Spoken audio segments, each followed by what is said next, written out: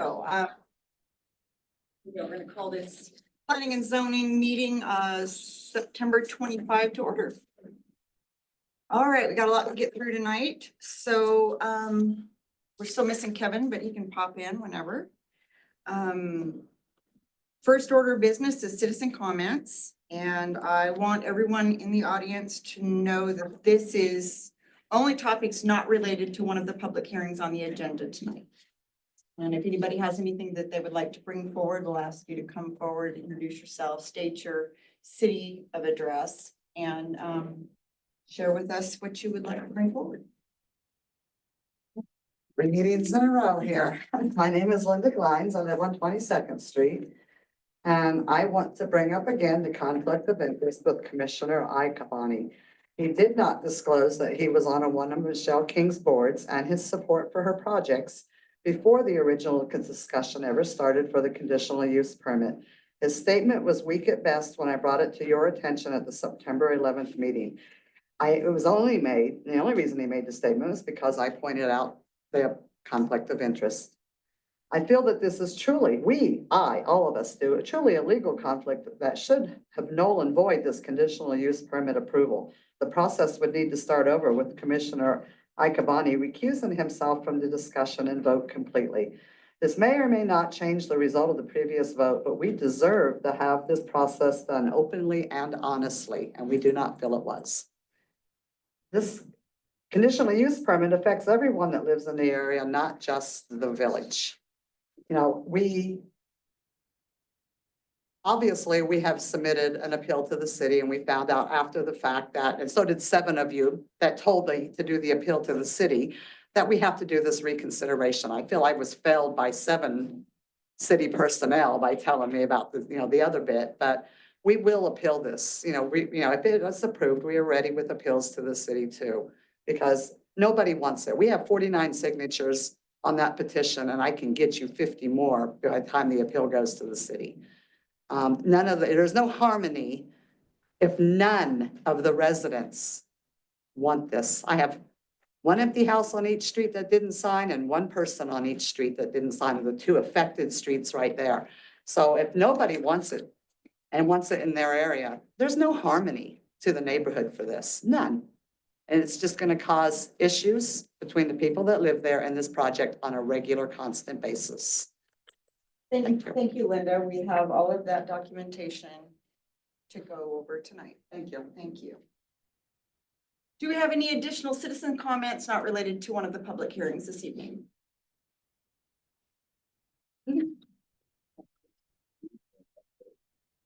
State your name and your city of residence. My name is Rick Glines. I live on 22nd Street. I oppose the village built in our neighborhood.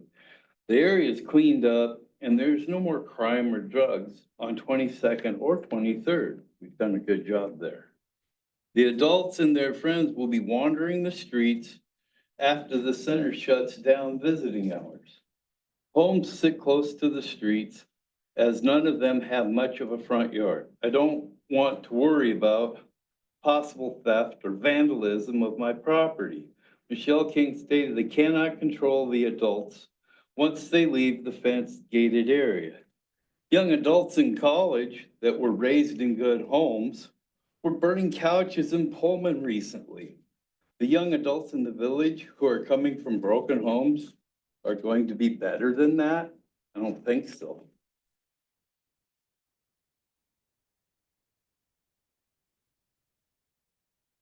Additional speakers?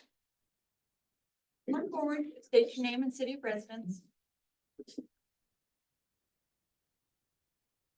Thank you, ladies and gentlemen.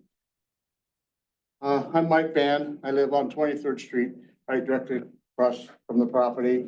And I have a few little comments. And then also, like Linda stated, I also have numerous, over 20-some signatures here that are the same thing as what Rick said. We do not want that facility put on that grounds. So my comment is, I have concerns about the value of my home. I have talked to realtor people, and they said that they don't see how that is going to benefit any value to our homes. It could actually depreciate our property. All right, so now I'm concerned about is the youth being in the vicinity and they're out of the vicinity.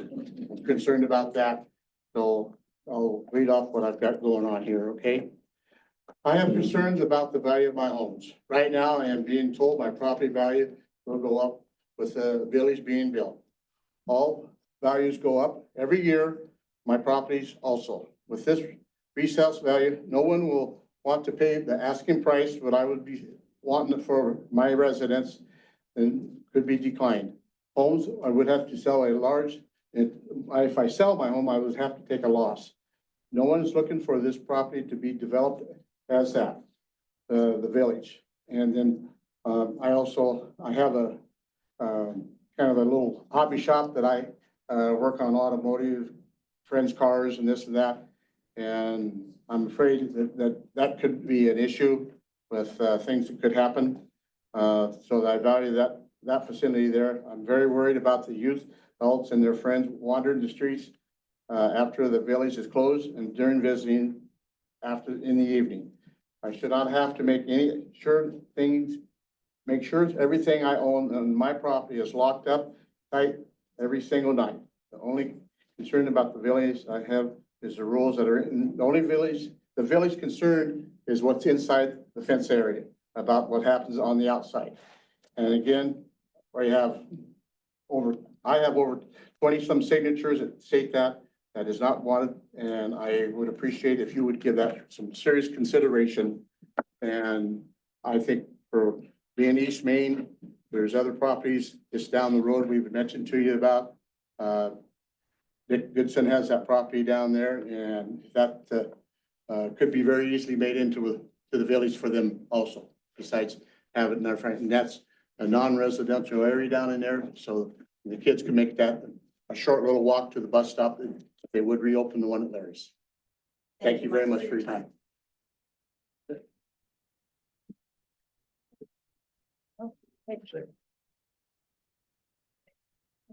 State your name and say your residence. I'm Al Fay, I live on 23rd. And I don't need 3 minutes, I only need about 3 seconds to say that it just isn't right to devaluate the property. I mean, if it brings the price of the property down, it's just like taking money out of your pocket. And I just don't see how that's fair. I mean, maybe I'm missing something, but it don't seem right to me. Thank you. Thank you.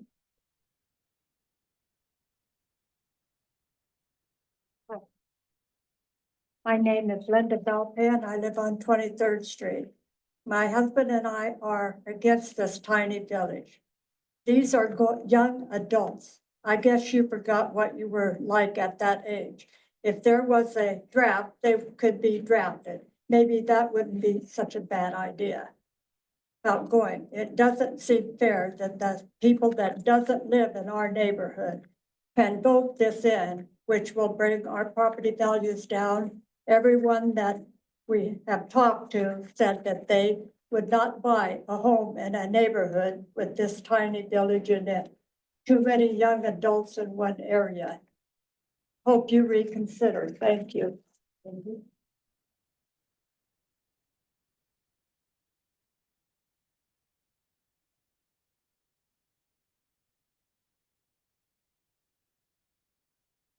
Watson. I live on 23rd Street. Street house is down from Mr. Ban. And I agree with everything that everybody said. You guys have said that you don't want it to become a nuisance for the people to suffer, but we've already started to suffer. We got people in our neighborhood that's willing to sell their houses right now, that are willing to get out before their property values plummet. You can't take things from people. We have a voice. We have a right. We ask that this not be built. We don't say no, but we say hell no. This is not the right place. We don't really see eye to eye with a lot of things that are going on, but I don't think you guys are really being honest with us. I think you guys have ulterior motives. We don't get a voice. We don't have an opinion. That's not what this country is about. We're supposed to love our neighbors. We're supposed to be fair and honest. Well, let's do some of that. Let's think about this really hard. We have a solution. Let's put one of them in your backyard, and one in your backyard, and one in your backyard, and yours, and one in yours, and one in yours. Let's do one in yours and one in hers. And if you have problems, you guys are right there on top of it to fix it. You could worry about not having people over for friends to barbecue in your backyard, because over the fence, this is what's going on. There's police and there's monitoring, all the problems that's gonna come along with it, all of this. This is not a good thing. It's not a good thing. I wouldn't wish that on you. Please don't force it on us. Thank you for your time. Any additional speakers not on either of the public hearings?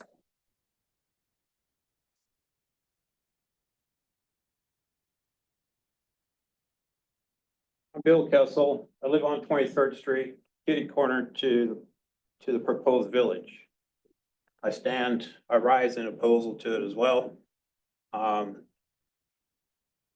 concern is that being retired Forest Service, I've seen a lot of things the government does that they build it and walk away from it, and then it goes in deterioration.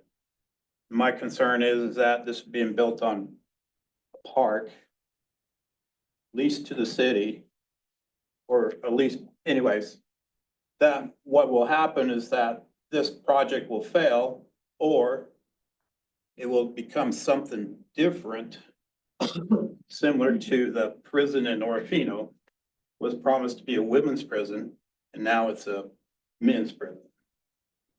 So things change, proposals change, and it would start out this way, which is nice, but turn into something different. Also, when it's abandoned, the city will be on the cuff for dismantling the village or doing something else with it. That's my concern.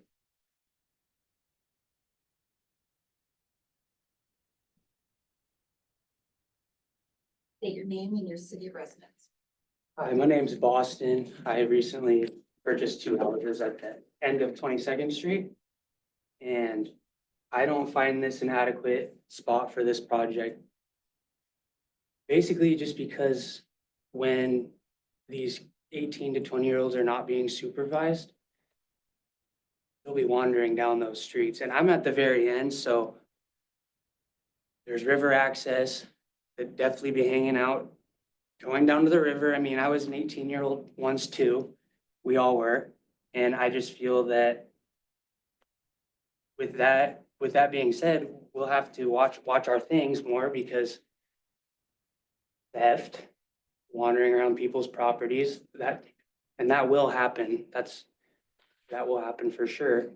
And I feel like that park should be fixed up, and if it was, the community would use that park again instead. I think it hasn't been used just because it hasn't been maintained. And I'm not saying that this is a bad plan. I just don't think this is the right spot to do it. Thank you.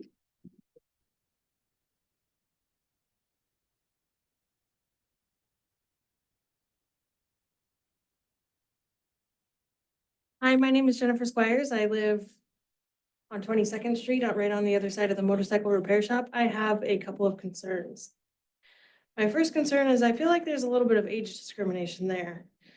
This proposed village is only for 18 to 21-year-olds.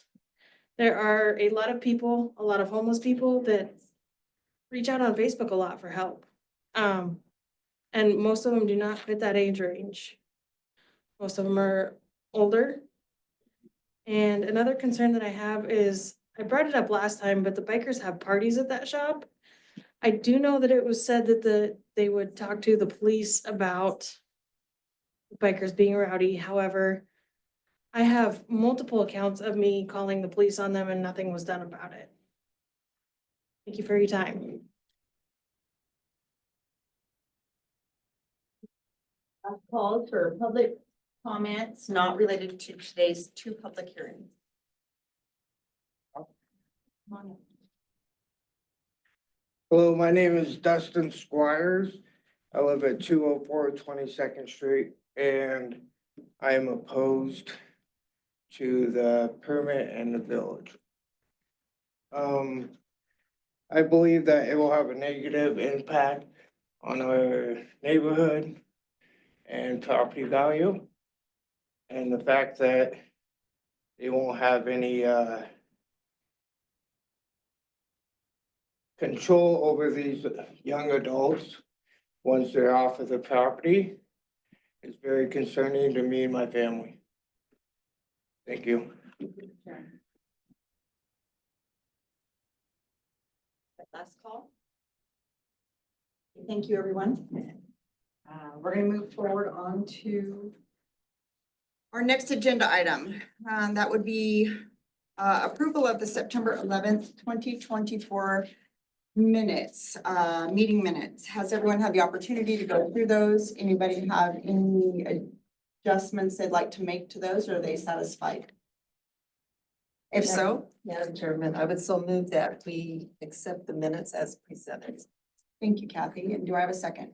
I'll second that motion. Thanks, Mo. All right, motioned and seconded to approve. All in favor? Aye. Aye. And none opposed? Thank you, everyone. That's gonna get us to our next agenda item. This would be the approval of the reason statement of relevant criteria and standards on application ANX 24-2, CFA 24-3, and ZNC 24-3 by Cody Merrill. This is an action item. The applicant has requested that the parcel of land located at 1125 and 1127 Warner Avenue be removed from the Lewiston area city of impact and annexed into the Lewiston city limits and be assigned a comprehensive plan land use designation of neighborhood commercial and placed in community commercial C3 zoning district. And also amendment to the Lewiston area of city impact map accordingly. Now, we went through this the last meeting and we requested staff draw up a reason statement to approve this request. And having had a couple weeks, does anyone have concerns or questions or amendments to that motion? Move it forward to the staff. If that is the case, then I would be open to a motion. Madam Chair, I would like to make a motion to go ahead and approve the reason statement for ZNC 24-3. Thank you. Do I have a second? Go ahead. I'll second that. Thank you, Gabe. We have a motion and a second on the table. All in favor of moving this forward to city council? Aye. Aye. Okay, none opposed, so be it. Now, this is going to, our next agenda item is a public hearing and subsequent deliberation and direction to staff regarding the reason statement for conditional use permit application CUP 24-4 by Sarah Bennett of Riverside Recovery. This is about a property located at 1720 18th Avenue. I'm going to explain the process quickly on public hearings, and then Katie is going to be giving us a presentation. So we open the hearing. Again, I will reiterate the subject, and the hearing process becomes open the hearing, staff presentation, then applicant testimony or presentation, and then we will accept testimony from the public, including written in or called in. And then the applicant has an opportunity to rebut or address any of the questions that came up. And then we will close the public hearing. And at that time, no more new information comes forward based on all the rules and regulations by the state of Idaho, the legal stuff. And then we will deliberate based on the criteria established in our zone codes as to whether we would approve or deny. And so moving forward, we ask everyone to retain your comments to the appropriate time, and we're going to go ahead and open the public hearing on CUP 24-4. Katie. Good evening, Commission. Katie Hollingshead, Assistant Planner. This application is CUP 24-4. This is a request for an expansion of commercial use in the medium density residential R3 zone. As always, we will look at some maps and then we're gonna look at some pictures and talk about some stuff. Okay, so our subject property is located at 1708 18th Avenue. It contains a single family dwelling and 2 accessory structures. You can see it outlined here in black. Our applicant Sarah Bennett of Riverside Recovery owns the adjacent property. It's right here.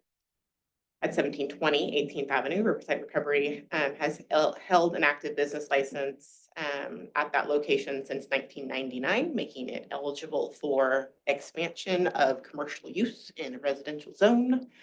And so the request is to convert the single family dwelling on this lot to additional office space. So map again, this time with our zoning layer turned on. So subject property is right here, again outlined in black. The R3 is this bright blue color. So you can see it's a little node here that goes along 17th.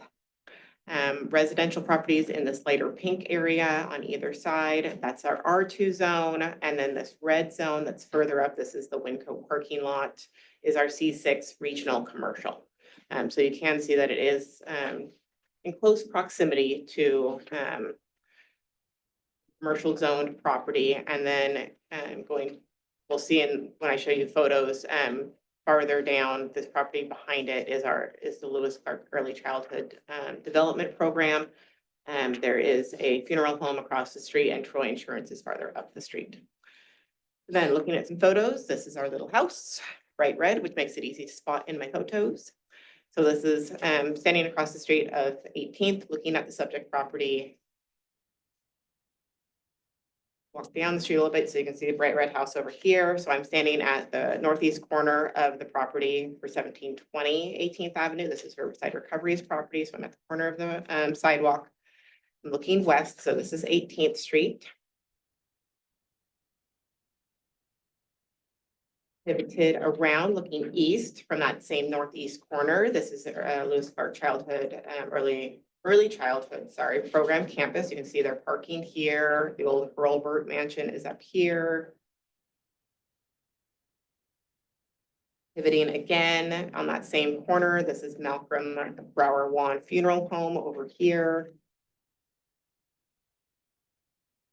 This is further down in front of the subject property. So I'm at the northwest corner of 1708 18th Ave. I'm looking east. So again, Riverside Recovery is right here where these trees are. And then further down, you can see kind of the retaining wall here. That's the Lewis Clark Early Childhood Development campus. You can see single family dwelling over here. And turning the other way, another single family dwelling with a detached shop over here. This is on the corner of 18th and 17th. Single family dwelling across the street. Now at the back of the property. So the property abuts an alleyway. So I'm standing at the rear of the property. So you can see house up here. You can see there's 2 little outbuildings, a little garage, a little shed. And pivoting a little bit, this is that rear parking area for Riverside Recovery. So they have parking here. And there's kind of an elevation difference where the property steps down, both the subject property and the adjacent property, where it steps down, and on Riverside Recovery's property, they have kind of like a swooping driveway that goes down, and then parking here and then parking in front of their building. And then you can see this is some urban gutter. This is the actual alley. And then across the alley is parking for Lewis Clark Early Childhood Program. So I'm standing basically in the alley. You can see sewer line there. They have some parking here. Their playground is up here, and they have additional parking on the other side. This map. So as I said, a subject property contains a single family dwelling. It's a 7,100 square foot lot. Properties to the east include the existing office for Riverside Recovery, the Lewis Clark Early Childhood Campus, the office of Troy Insurance is farther down. Further east is Rogers Subaru, Drawn Lewis Appliance, and a variety of retail establishments that front 21st Street. To the north are some single family dwellings and the Malcolm Brower Wan Funeral Home. Adjacent to the west is also another single family dwelling That's this orange roof structure here. There's a single family dwelling here. There's two of them in a row that kind of border the campus.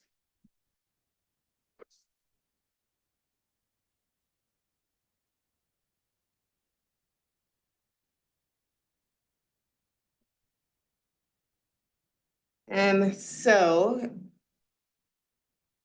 as I said before, currently located in our R3, so this is not asking to change the zoning, it's just asking to expand that commercial use. So you're not creating a spot zone or anything like that, it still operates as that R3, so somewhere down the line, they decide to not use those buildings for that business use, they would be able to convert them back into residential homes should they want to. But our comprehensive plan that was just passed this past summer by City Council does identify this particular segment as moving towards the community commercial designation rather than that residential designation. So this little jog right here, so containing, you know, the campus here, right here is where that beginning of that commercial zoning is. So the future land use map identifies this whole little piece up until 17th to go eventually to that community commercial. In your packet was included that definition of community commercial and the different uses that would be allowed in there. So as a reminder, description of community commercial, this would be areas to provide a mid to high intensity commercial use that would attract people from across the community. The most intense uses should be adjacent to major roadways, so that would be along 21st Street. Particular near intersections, and then usage should decrease in intensity as they're located farther away. So you would have something like a retail use closer to 21st Street, and then less intense uses such as office uses, which is the request, would be located as you kind of move down that line.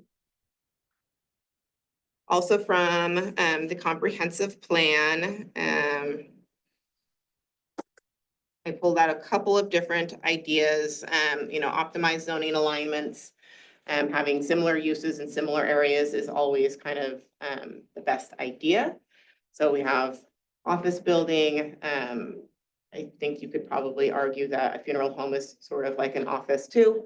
You have a school and then an existing office structure here. So the single family dwelling being converted into additional office space is kind of in that line with optimizing the zoning alignments and having compatible development next to each other.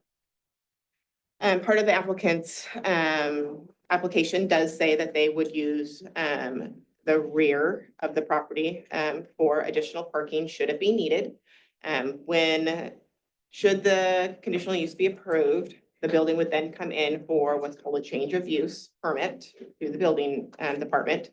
And would be reviewed for various things like total square footage, ADA accessibility, and parking would be reviewed at that time. So amount of parking that would be required. We would look at both the buildings, so both the existing structure, the new structure, what your total parking required for both, and then we would count how much existing parking that they have that is already paved and meets the standards, and how much additional that they might need.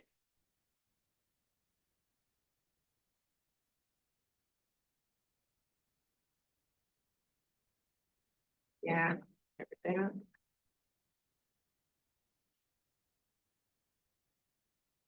Oh, and then last thing, and you can see it. This thing. Last thing was signage. So sign code is specific on signage for residential zones.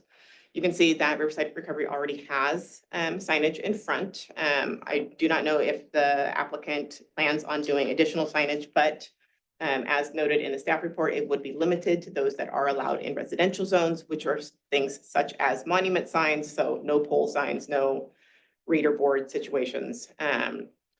Signage is required to be kind of less intrusive in those areas. And with that, I would stand for question.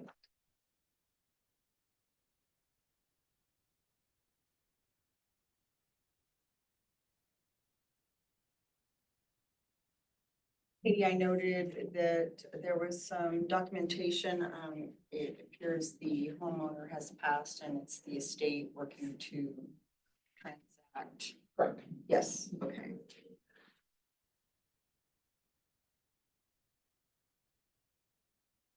I think that was, and the legal aspects of all that are not our concerns. I mean, yes, okay. Anything? Okay, well, Katie, thank you for your thorough presentation, and now we will ask the applicant to come up and allow us. Thank you for your time. I don't have any further to add from what, Katie. State your name, oh, just for the record. Sarah Bennett. I don't have anything further to elaborate on regarding my application. Questions for me? I don't know if it's desperately relevant, but the plan is to, should this be approved, to move staff offices outside of the existing building and into the new. Thereby expanding spaces for. No? Nobody? Nothing? Wow, okay. Okay, well, thank you, Sarah. So this is the opportunity, I believe, for testimony from the public, specific to this application or expansion or the CUP for that particular property. Do we have anyone present to speak to that? And this is about 1820? Oh, yeah. Okay, perfect. Come up and state your name and your city of residence. My name is Jeremy Medlock. I live at 1719 17th Street, across the street. Just making sure this isn't turning like a sober living situation. Because we've already had crime from that area, lots of break-ins at that particular house. They don't own that property yet. It's on the market. So as long as we're not getting a sober living house across the street without warning, that would be okay. But, you know, we've already had people staying in tents around there, homeless people coming through the alley, stealing stuff. So as long as it doesn't expand crime in the area, I'd be okay with that, but it kind of seems like there's a lot of homeless people right in that area. And we have had a lot of break-ins right there. I see police across the street all the time and people burglarizing. So just as long as that doesn't affect the rest of our properties around there. So I'd be okay with that. Well, I appreciate you taking the time to visit. Do we have any more present in person? Okay, and Dawn, do we have any write-ins? Do. Okay. We have property at 1730 Idaho Street that is in close proximity to Riverside Recovery at 1720 18th Ave. And have no objection to their application for a conditional use permit for expansion of the 1708 18th Ave. That is C. Mike Reed. Thank you. That was it? Just the one? Just one. All right.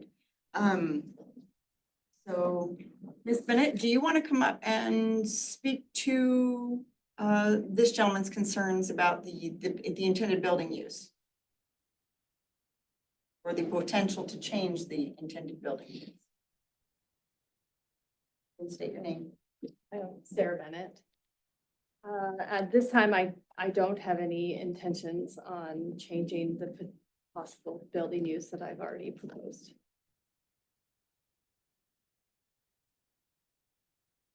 Would that even be a consideration down the road? Like, not that you can read into the future. Does your current facility house members for overnight or living? No, they do not. Okay. Anyone? Right there. Again, thank you. Okay, where am I at? All right, barring, I guess that's it. That was the applicant's rebuttal. So, last opportunity for questions. And if there are none, I think it's time to close the public hearing and go over our standards and criteria situations. So we are now formally closing the CUP 24-4. All right, kids. So relevant criteria and standards. And just for the audience members, I just want to state that in any of these applications, there are specific guidelines and criteria that we as a commission are required to review. And these are the only things that we are allowed to determine whether we approve or decline. These are our restrictions. They are publishable. They are somewhere in all of the zone codes. So you can look up what we are restricted to as a commission. Thank you. All right, crew. Our first one, the relevant criteria and standards. The proposed use that Sarah has brought forward to us, a proposed use will or will not result in conditions that will tend to generate nuisances such as noise, dust, glare, vibrations, and odors.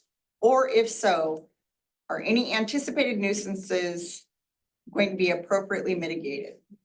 So, Mo, what's your thoughts on that? I believe that the proposed use will not result in conditions that will tend to generate nuisances such as noise, glare, dust, vibrations. I think the only, they're basically just moving offices from one building to another. I think the parking situation is the only thing that would have potentially been a concern, but it sounds as if all of the parking is going to be off-street. So it's not going to create any bottlenecks or anything along those lines. So I think they've looked at it and mitigated any issues that might potentially arise. Thank you. Kathy? I say that it will not result in conditions, and their office hours are just Monday through Friday, 8:30 to 5:30. So I don't see that some of the concerns would be a problem. Okay, thank you. Gabe? I agree with Kathy. Okay. Also agree. I will. And my thoughts on that are, given the longevity of the existing business and that this isn't changing that, any nuisances that are currently being dealt with, I don't think that that's going to increase. This is simply offices. So we would agree that the proposed use will not result in conditions that tend to generate nuisances. Our second criteria, the proposed use is or is not a public necessity but is not, I love these, justified by the applicant deemed to be of benefit to the public. Jay, I'm going to start it off with you. We'll say that it is public necessity. My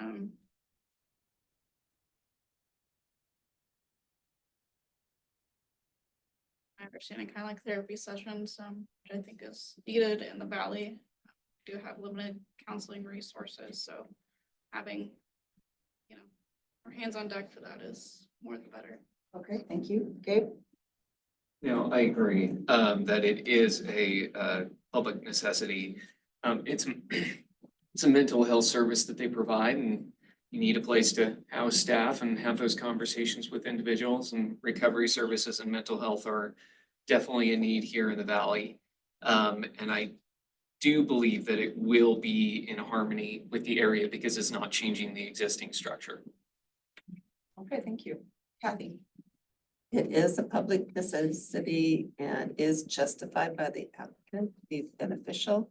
It provides easier access for people to benefit from counseling in this neighborhood and maybe adjoining neighborhoods. I agree that it is a public necessity and is justified by the applicant. I think, like you said before, the fact that they have been in business for, quite a long period of time. And this is really just an expansion of access to the services that they're already providing. I think that can't help but to benefit the community. Thank you. And my last thoughts are by freeing up space where the existing staff are in the current building and by providing, I believe the applicant indicated there was 2 additional rooms upstairs that would be available for private counseling in the new building. Again, I imagine under challenges, a little privacy goes a long way when you're trying to talk about them. So I agree the proposed use is a public necessity and is justified by the applicant to deem a benefit to the public. So thank you for that. Our third criteria and standard, the character of the proposed use, if developed according to the plan as submitted, will or will not be in harmony with the area in which it is to be located. Mo, we're back to you. I believe that the character of the proposed use, if developed according to the plan as submitted, will be in harmony with the area in which it's to be located, as we previously stated. This is just an expansion of services and availability. And also, as Katie mentioned, you know, where in the comprehensive plan, we are looking at shifting that section in which this house is currently located to more of a commercial use. I think that that blends in well with what the plan is for the area. Okay, thank you. Kathy? Number 3, I say will, and I agree with. Oh, Okay, Gabe? Technically, I already answered that question because I jumped ahead last time, so same answer, and I Alright. agree with Maureen. Winning, Shay? I agree that it will be in harmony. There's already mixed use in the neighborhood. And my thoughts are simply as an expansion, not an addition. Which, given the longevity of the existing facilities, I would say that they've obviously proven to be what's the word? In harmony, we'll just go with that. Sorry about that, brain fart. Okay, so it will be in harmony. Number 4, the proposed use will or will not endanger the environment or the public health or safety. I'm gonna go ahead and lead off here simply because we did have an applicant show concerns about the existing foot traffic and homeless population that does seem to be finding 18th, and the adjacent homes and structures around it. I don't know if that's proximity to 17th or proximity to 21st. I don't know that it's going to enhance that or increase what they are already doing. So again, longevity of the. So I do not believe it will endanger additionally beyond what is currently doing. Shay, do you have something to add? I don't have anything to add, and I agree that it will not endanger the environment or Great. yeah, providing additional office space doesn't seem to endanger the environment. And previously it was a home, so it was a different use of the property. This will be primarily an office space, it sounds like to me. I agree that it will not endanger the environment or the public health or safety. If anything, possibly helping more of these people is going to be lessening the endangerment to the health and safety. Okay, thank you. So 4 will not endanger. Number 5, the proposed use will or will not be in substantial conformance with the comprehensive plan. I think Mo already stole the glory on that one. But so we know her opinion. So I think that it's a nice idea just to add this little page 33 down to the end of the comprehensive plan in the staff report to our reason statement. All of that. Yeah. Okay, thank you. So that section in the staff report, all right. Under comprehensive plan. Yeah, It goes, yeah, halfway down to page 34. yeah. Okay, Yeah. sure Don knows what we're talking about. Yeah. All right, does anybody have anything additional to add? Okay, we'll be in substantial conformance based on all of the goodies in the staff report and predominantly the new comprehensive plan directions of that couple of blocks. All right, so the last one, pursuant to the Idaho Code 67-6312, the conditional use permit may be granted subject to the ability a political subdivision, including school districts, to provide services for the proposed use.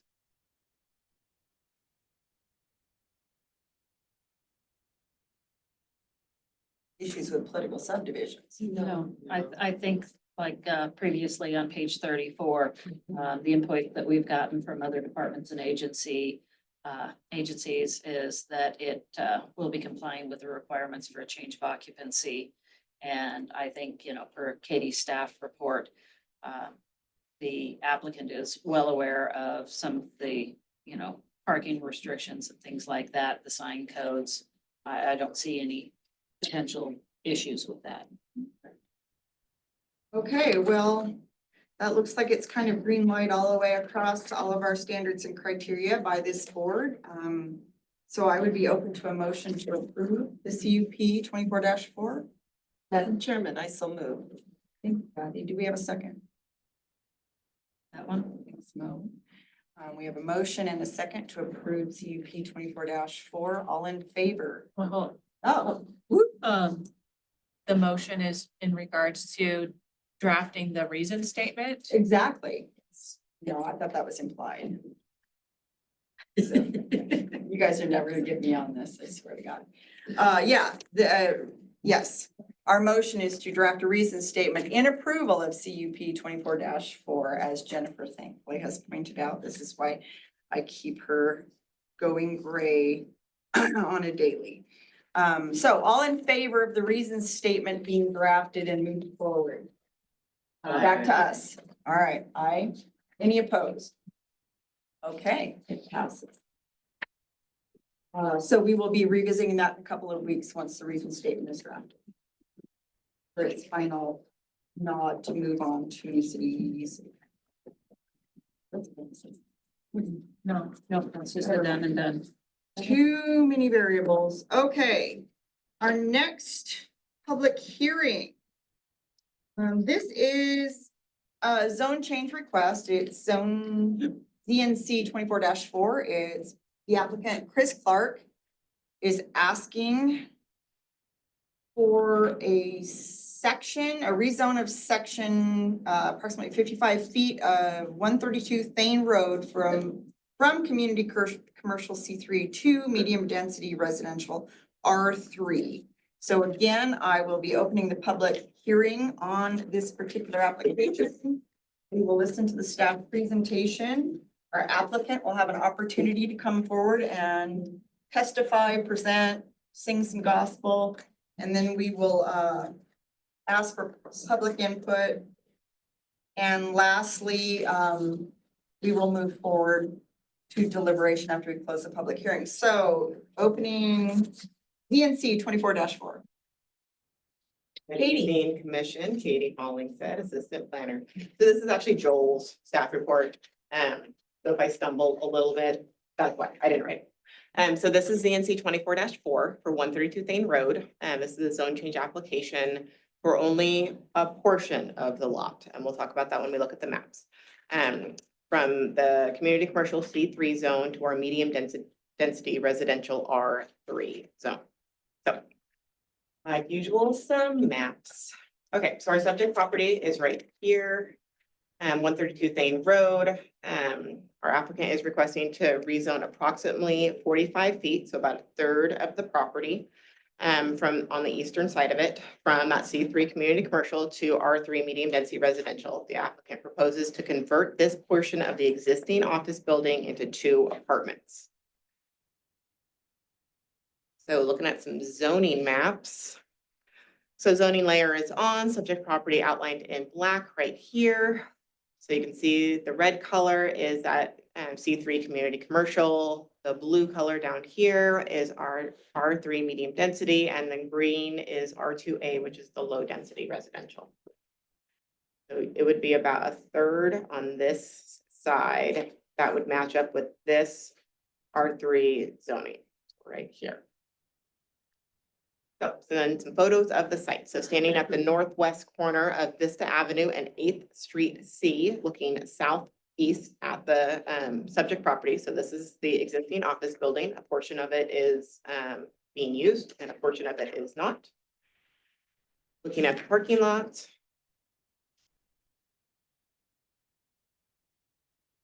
This is Smokes and Suds at 134 Thane Road. So this is adjacent to the subject property on the east side. This is Dutch Brothers Coffee, also to the east side. This is east across Thane Road. Sinclair Gas Station is north across Vista Avenue. This is that intersection of Vista Avenue and 8th Street C, and you can see that this section of Vista Avenue between 8th Street and Thane is a one-way street, one-way signs right there. These are single-family dwellings across 8th Street C, so these ones are located in that R2A low-density residential zone. And then this is a condo complex that sits in that R3 zone that's directly south of the subject property, and then more single-family dwellings on the west side that are in that R2A low-density residential. And finally, this is the little strip of land that lives between that condo complex and the subject property. So little grass, and some signs. There you go. Okay, so subject property is currently developed, as you can see from the photos, with an office building and associated parking lot. Surrounding properties are multifamily residential to the south, that condo complex, a gas station to the north across Vista Avenue, and a variety of retail businesses to the east along Thane, and then single-family residences to the west across 8th Street B.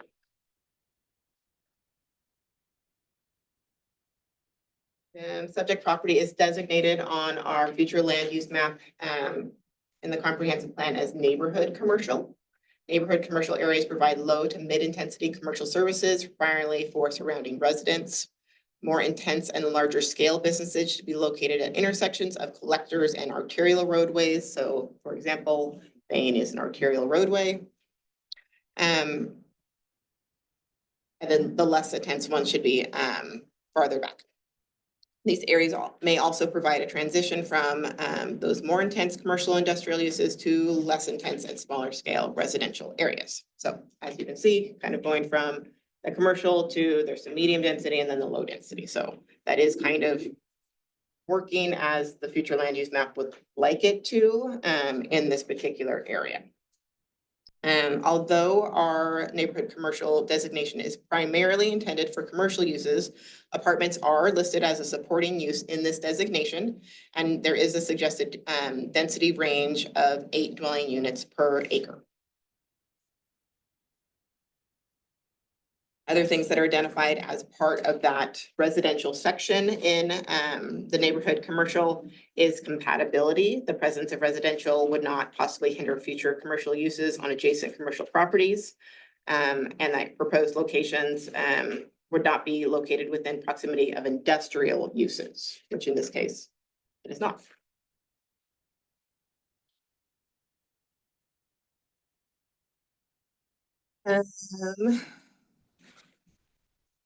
So as noted, applicant desires to convert the easterly 45 feet approximately of the existing office building on the subject property into 2 apartments.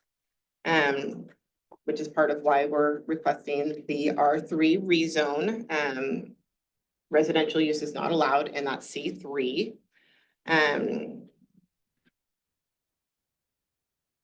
The remainder and the majority of the subject property would remain in the C3 zoning district. The area and configuration of the property proposed rezoning would not allow for the subdivision of it. So you couldn't split it off to be sold separately. So it will be maintained as single building with the proper fire separation for the residential uses. Joel did note in his staff report that the applicant has been notified of that inability to sell portions of the building. He's aware of that. So Joel also wanted to note that although the applicant has stated his intent to create 2 apartments, the commission should keep it in mind that if the zoning application is approved, the applicant or subsequent property owners may establish any of the uses that are allowed in that proposed R3 zone. The full zoning code for R3 was included in your packet, so all of those uses are identified. Most of them are sort of residential in neighborhood, being it is a residential zone.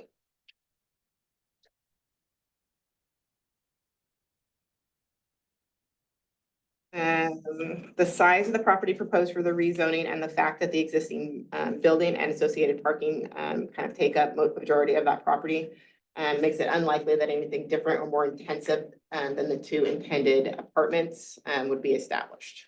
The built environment, we're trying to adjust the built environment for a new use. So you would probably not necessarily see something else go in there. Look at the apartment established, hopefully look at them rented out. As this commission has seen many a time, housing is of short supply. And I have mentioned a couple of times that I feel like, given the environment within the city, that you will see more and more applications where people are getting creative. And this would be one of those examples, where this is a creative solution to a underutilized retail or office space that could potentially add some housing stock to the valley.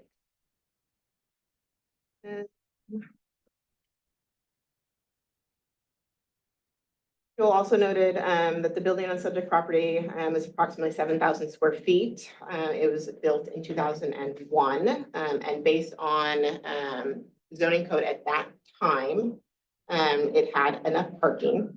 Zoning code has, of course, updated since then, with parking being kind of more restrictive, more parking spaces required for less square footage.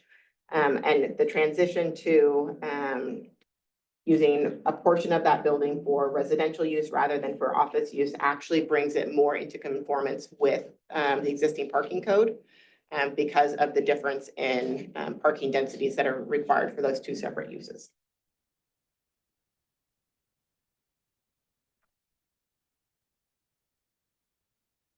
Density.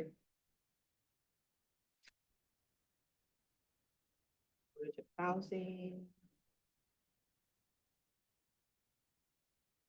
Can I ask a question, a point of clarification? Yes, Katie. So this is only for a partial portion of the lot to be rezoned? Yes. And what about Lewiston City Code Section 37-10 that provides zone boundaries or section lines, subdivision lines, lot lines, center lines of streets, alleys, railroad, rights of way, or such lines extended? Was that taken in? I would imagine he took that into consideration. I don't see him specifically calling that out though. But knowing Joel, he looks at every single code. We do have a number of instances where properties are split zoned. They're not super common, but they do happen. Yes. Just to verify, what is the actual lot size? Hold on. Square footage.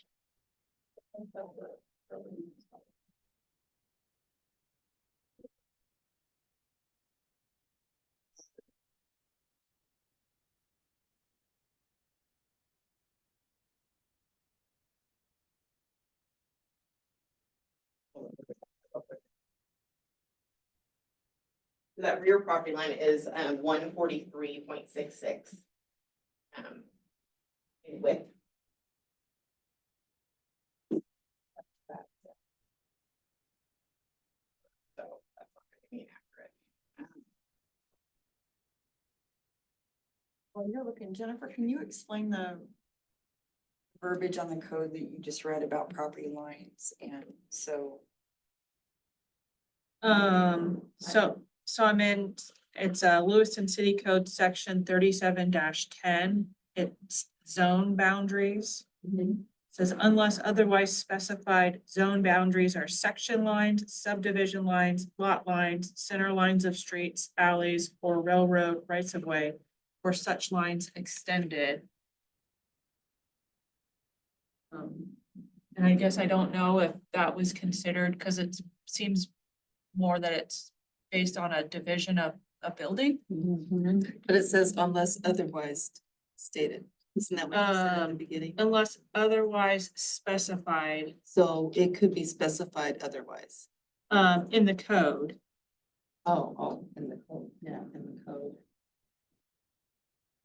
And that might be a question that if the since this is Joel's staff report, clarification about whether or not that was considered could be left to him if we keep the public hearing open and continue it, to have him provide that comment. That would be a good idea. I know it's, So the property is 0.42 of an acre.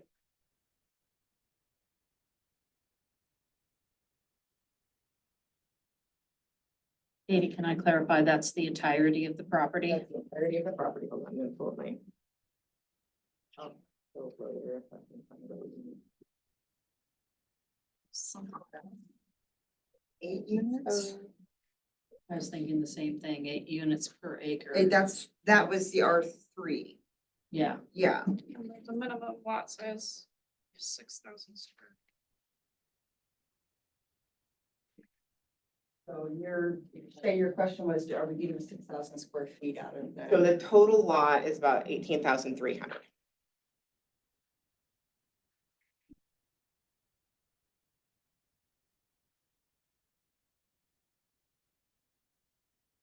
Pretty close, it's 19.2 at least. 6,000, is that what you said, Shay? So this portion is like a third of lot size. Or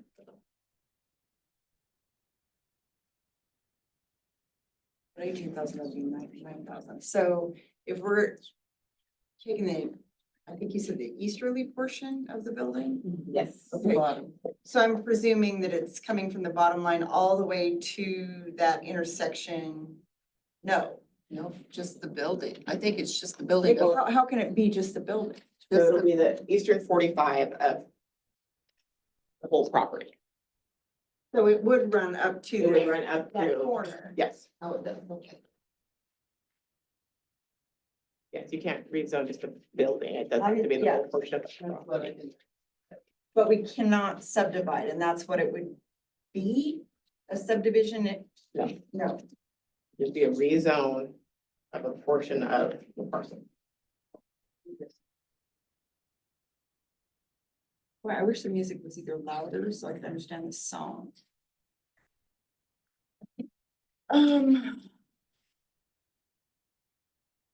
So if in fact this was approved and that was R3, then what, we change the parking lot with the parking, you said it would be more in conformance.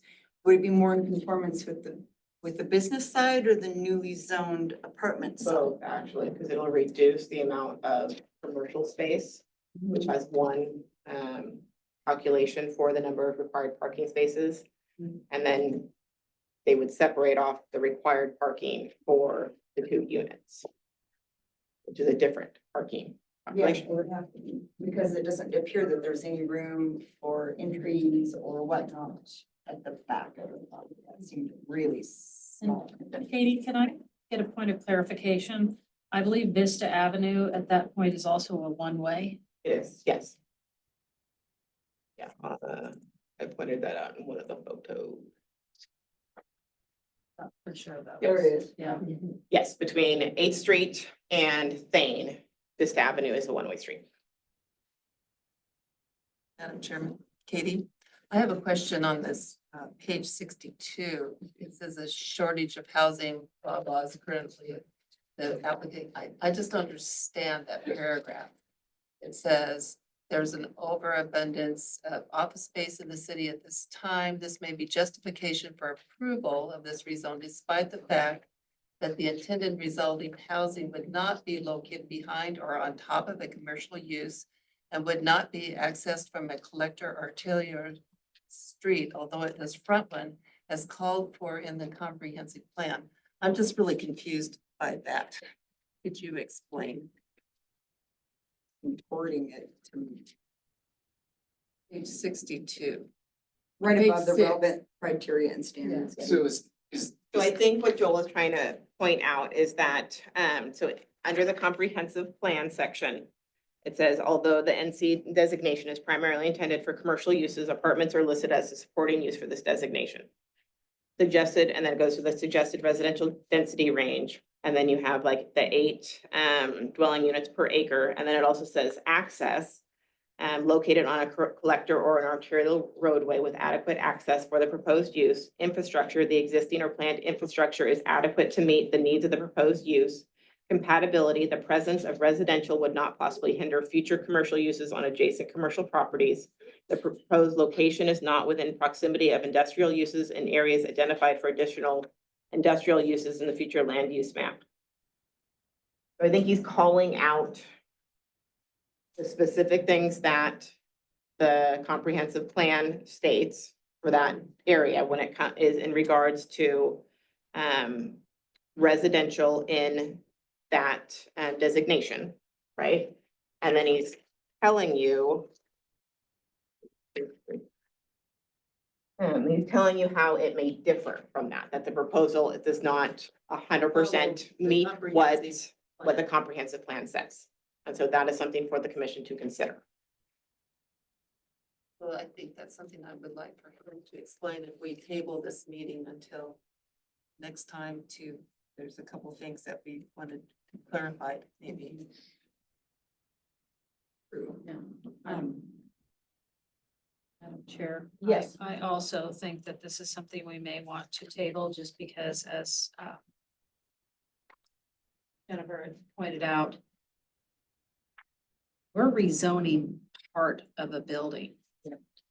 There's no definitive delineating line there. There's not a street, there's not a property line, there's not an alley, we're literally drawing line through a building and a parking lot. That's an odd one for me. That'd just be like an island. Like a build, it's not a technical term, but like a building island, kind of. So I don't know, I don't know what the I'm the criteria more is than around anything, it. I'm worried about the slippery slope. Where, are we going to get a bunch of people who have commercial buildings now suddenly wanting to, sliver off part of their building and turn it into residential because they're abutting a current R3 zone. So one of the thoughts that I had that as it came up is, and this is brought on by Katie's presentation, she said that this is a very creative solution to not only, obviously unused space in an existing building, which I salute that issue. But if in fact creative means that C3 doesn't permit, and the purpose of, and the current zone is C3, it might behoove us to revisit the C3 criteria and potentially revisit what C3 allows or doesn't under a conditional use. Well, and technically, as Gabe and I are dealing with looking at the comprehensive plan, if the zoning were changed to a C4, then my understanding is that, well, no, because that's up above. That's still still just- residential and C4 is allowed by right. Oh, so C3 doesn't allow it, but C4 does allow above. Correct, C3. Okay. So in your guys' packet does include the C3 information. And so community commercial C3, the purpose of that is to provide for development of commercial and service uses designed to serve community-wide needs. Such areas shall provide for uses which, because of size, operating characteristics, or need for major street accessibility, may not be suitable in the central business district or local commercial areas. Provisions of this zone shall ensure compatibility of design with any adjacent residential development. And so, new residential anything is not allowed in the C3, either by right or by traditional use. Well, and even given the layout of the lot, there's, even though it's abutting a section of the R3, the actual building itself and the little strip of land in between is not, I would call that vibing with the R3. It's just near it. Cause there's no, I didn't see any doors to the back or to that green space. I do not believe There will there's be. any. Oh, that would be okay. There's doors on the back. Okay, thank you. You're gonna have an opportunity to come up and talk when we're done Grill and Katie, I believe. Yes. Yes. Katie, do you by chance have a measurement on how much that green space is? Maybe not. Yeah, that width of that. Yeah, weird- that width of. I think that's stormwater. Yeah, yeah, it looks like drainage to me, not necessarily a Yeah, it's not a part of- backyard. And I don't think it's intended to be. I don't think No. those apartments open up onto it. Okay, currently okay, I'll grill you later. All right, so does anybody have additional questions for Katie? Okay, so perhaps maybe we should listen to the applicant. How do you feel about that? All right, so Chris, Mr. Clark, if you would like to come forward, anyone? State your name and your city of residence and then tell us all about this. Okay. My name is Jerry Brotnov. I'm the architect representing my client. When he first brought this to me, I said, you want to do what? So anyway, but you know what? Bottom line is I believe him. I mean, he's a realtor by trade. He's in this building. He's marketing this thing 24/7. His staff is marketing this 24/7 and it just ain't working. They can't build it as an office. You couldn't do retail because there's not enough parking to support that at all. So what this does do, it does bring, just like, Joel has done I've never seen Joel not do a thorough job of reviewing things. And from what I can see, it looks like a really positive, supporting document, the staff review is what I think anyway. And that's kind of what it says too. I just, sometimes, when you get into these things, you never know where you're gonna end up, but let me just clarify a few things. With talking with the staff surveyor, basically, we're starting at the intersection of Thane Road, we're coming over and we're splitting off this, probably about a third of this lot. And it's going clear to the center line of Vista. That's the part that's gonna be, R3. The other part of it is actually touching R3 to the south, the lot. So it is adjacent to it. And I guess it is a little bit different in terms of a proposal. And, like I said, I really believe my client that, he's tried to do this. He tried to make this, I call it an experiment, and it's not working for him, and I mean, it must pain him. It'd pain me if I owned a property and I could not lease it or do anything with it. And I've been in there, I've measured the space and looked at it and it's just, it doesn't work. And, like I said in my presentation, or in the written documentation for our application, this is gonna appeal to, probably some couples that might want to come in here and have a, place that's sort of, an urban type, clientele where they can walk to restaurants. It could even work for people that are service or, wanting service jobs that support some of these restaurants and stuff like that are in the immediate area. So, anyway, the area in back, I'm guessing, it's about 12 feet between that, the property line there and the other one. And basically it's both back doors to the residential will be back to back. And I've never noted any kind of standing stormwater in there. Have you, Chris? It's pretty much dry, so it drains pretty well. And again, like the parking analysis shows, when we originally built this, it worked. This is that original document right here. It says 22 spaces with office. If we went to do that, now of course he's grandfathered. If someday, if somebody came in here before you guys make a decision and say, hey, I'll lease all of that, I'm sure he'd jump all over it. But that ain't happening. That's not realistic. It's been, you've been doing this for a long time, right? So anyway, so 22 spaces, you would require a lot more. We'd be over the zoning requirement right now if we were to,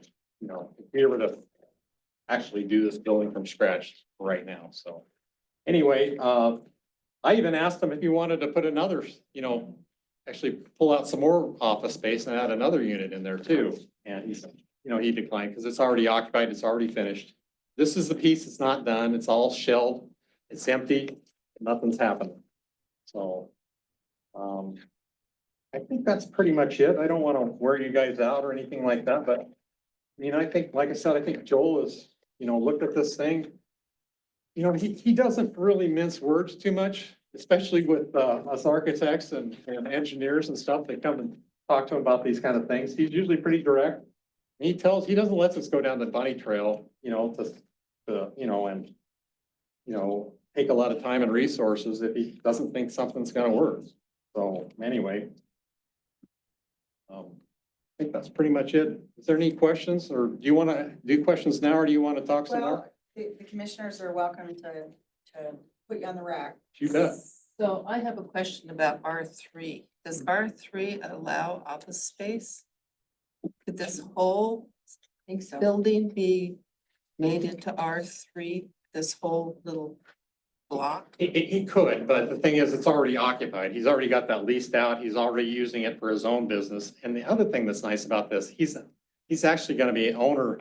I mean, he's right there managing those 2 apartments that are gonna be there. So if there's anything, that what can happen in apartments, they're right there to be on top of it, So I think it probably, in terms of checks and balances, I think it's probably a pretty good system, so. Yes, Shay? To verify it was 2 apartments. Yes, three bedrooms total. Per apartment or just in, Total. across the board? Then we have 1 2-bedroom apartment and one bedroom apartment, Okay, yes. gotcha.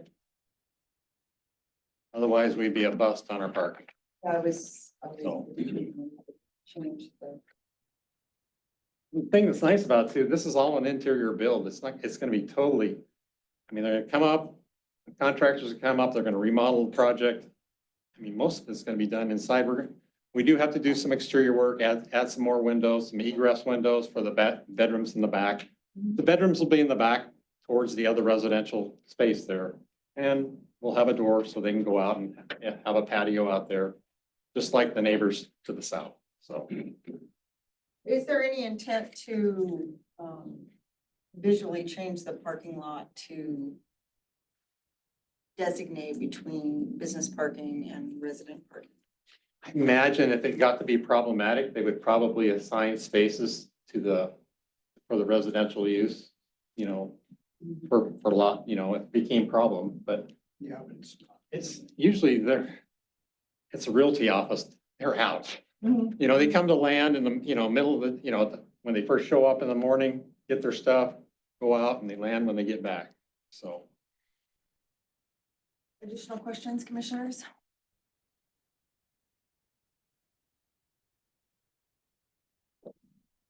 All right, well, thank you very much. Thank you. Yes, Katie.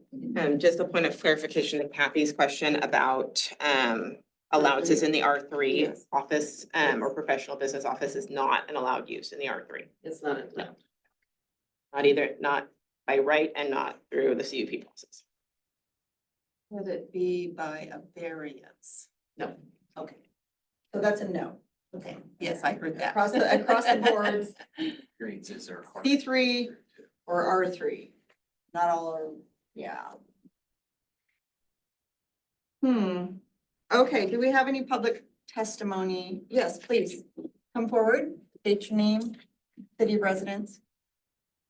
Well, afternoon, everybody. Nice to meet you. Quite an interesting conversation here we're gonna get into. So I'm Michael Edwards. I own the adjoining property on Thane Road. And more up the road. But anyway, we're talking about right there. Let me ask this question first. Let's go back to the beginning of time. How far away can you live from Thane Road and have a Thane Road address? Interesting question. So if I live somewhere on Vista and I wanted a Thane Road address. Awkward. Post office usually designs where an address is and the number. They don't get their mail on Thane Road because I own the Thane Road part. Or the reason that building was built, because the lady that was having it built said I gave her access all across my property for her business and everything to exist and get the 132 Thane Road address. Yeah, I called the P and Z person down here. And I discussed that and a few other things, and he says, well, Michael, it is what it is. And just get in line and sue the city. Really good commissioner. Impressed me. So let's go to the back of that building that we're talking about where the rental's gonna be, and there's 8 feet back there in the back side of the building, which made it illegal to build to begin with. But that's the way it all went.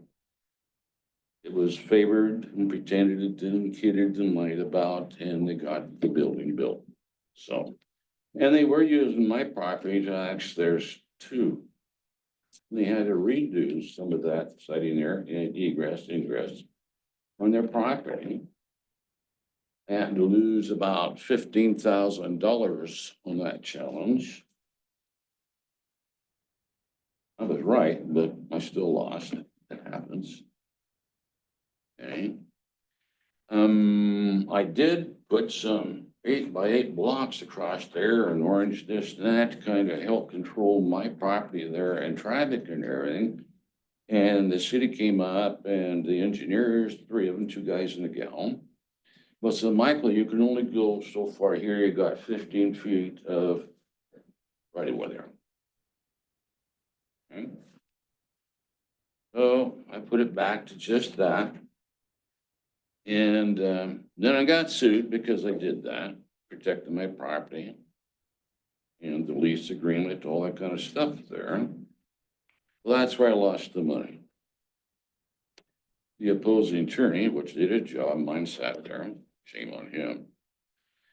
And the decision was they licensed each other to do what they wanted to do. And that negated my lease and all the responsibilities and subdivision and everything. Quite the deal. So the judge said, well, the lady and the children, her children win because they licensed each other to use their properties however they wanted to. And they could have that one day or as many days they want or cut it off any time. So it wasn't like a sublease, the game. Lawyers laughed at me when I told them about the license each other. Michael, that's crazy. But I have it in any of my leases now. Okay.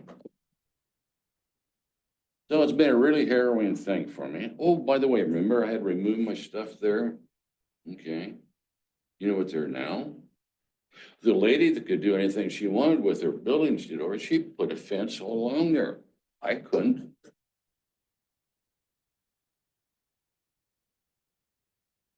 A lot of shit happens that shouldn't happen. I don't mind the fence being there. Let's take a look at the building layout there, if I may, on the screen. I'm not sure how we get to it. I think that was. key. Okay, well, let me just explain this. The building that's built there is built right on the property line. Okay, so I have her building there, that's my parking lot there. It goes straight out. And that's where the corner goes like this that it cuts into. There is no Thane Road. Fine gentleman there doing his job, talking about the residential and off Thane Road. No, cannot. That's a fallacy. There's no 12 feet behind there. There's a 3-bedroom unit there. That could be all adults, maybe, maybe not. There's 8 feet and that's a collection bin there. Then they will be all onto the condo system there and run around there. For the public testimony, oh, okay, it's being pointed out to me, we have, yes, 3 minute, what? Could I ask him a question? Quick one, and then we're gonna ask him. So do I take it that you're against this rezone? I think that's a big wall there, yes. Okay, well, because. I gave you some background and I'm good with this now. Okay, We're out of time. okay, yeah, I'm sorry. No, it's all good. Yeah, so, yes, thank you, Dawn. Thank you, sir. Michael for- Edwards. Michael, thank you for giving us the background and the, like, your property boundaries. Right. I appreciate that, little history. All right, And thank you, commissioners. So thank you, yes. all right. Have a great day. Oh, anything else? No, I was gonna say our applicant has an opportunity to come back up and speak to anything Okay. that you I'll brought sit up. down. Sorry about that, guys. Hmm? Oh, yes, before that happens, do we have additional public testimony on this particular public hearing zone change? No? Yes? No? Dawn? No. Okay, now, please. State your name, city of address. Chris Clark, Pullman, Washington. Pretty interesting listening to Mr. Edwards. I don't know any of that. That all was previous to me owning the building, so dispute any of that. I don't know if any of it's true, is not true. There's a fence now between our properties. I believe the actual size of the property is like 19,200 feet. What we're sectioning off is approximately a little over 6,000 feet. The issue with a lot of this, you know, the zoning, that the reason for the rezone is so that we can put residential dwellings in it. I think that everybody recognizes in the city that there's a substantial need for residential housing. There's a severe shortage of residential housing in the valley. And I mean, evidenced by the city sending out, you know, mailers, was it 2 years ago, trying to encourage people to put ADUs in their backyard. I certainly understand people's not in my backyard theory, but what we're proposing to do is certainly not an unprecedented action. In your downtown area, you have residential dwellings above commercial use. Mixed use commercial is, it's a really hot topic in a lot of cities, a lot of areas. I own this building, but I own buildings in other municipalities as well. And it's, when somebody says like, you know, they're worried about the precedent is set, maybe it's a slippery slope, you will absolutely see a whole lot more of this coming your way. The cost of building residential housing is extremely expensive. So anytime that you can repurpose a use that there's a need for in the city, you're going to have that. So I might be the first one that's come before you asking for it, but you certainly will see a whole bunch more of it. The rezone, it's not an island to the gentleman's thing. It's an extension of what's already R3 zoning directly behind it. In saying like there are back doors off the building currently, we would probably put patios back there. I believe the property is like 12 feet off the back. But the intended use of this residential housing is not, we're not looking for tenants with 3 kids and 5 dogs and a giraffe. We're looking for young urban professionals, type of people that don't want any exterior maintenance. They want a clean, nice place. We've done other projects in the city that we've done higher level of finishes, everything else, really a big need for it. If there wasn't a need or desire for it, I wouldn't be here before you. I'm a real estate person. I'm in commercial real estate as well as residential all over Montana, Washington, and Idaho. And it's like the need's there, and that's what I'm trying to fill. If I could fill the space with the commercial use, I would do it. I would do a build to suit. I mean, I've tried to lease the space, tried to do that for quite some time. There's just not that much need for it. There's way more vacancy and office space than there is, you know, tenants for it. So that's really the crux of why we're trying to do it. We're trying to make the highest and best use of the property. And the mixed use commercial is nothing new. It's everywhere. It's all around you. If you go downtown now and you look, all of a sudden you'll start noticing we've got mixed use commercial with residential above. It's okay to have residential behind. This is just the only difference here is we're going to have it right next to it. So if you guys have any questions, I'd be happy to answer those. Thank you. I appreciate it. So before we close the hearing, I would like to ask Katie an additional question. Mr. Clark mentioned downtown, that's C4, isn't it? either C4 or C5. So it's not C3. It is not C3. No. No. So for our comprehensive plan, the Thane corridor is to remain C3. Correct? There is no future designation change for the Thane corridor from C3 to C4. That's not how the future land use map works. It doesn't call for specific But that's commercial. zones. It calls for, those use designations. But Right. yes, it is a commercial. It is a commercial corridor. Okay. Yes. And then, like Joel noted in staff report,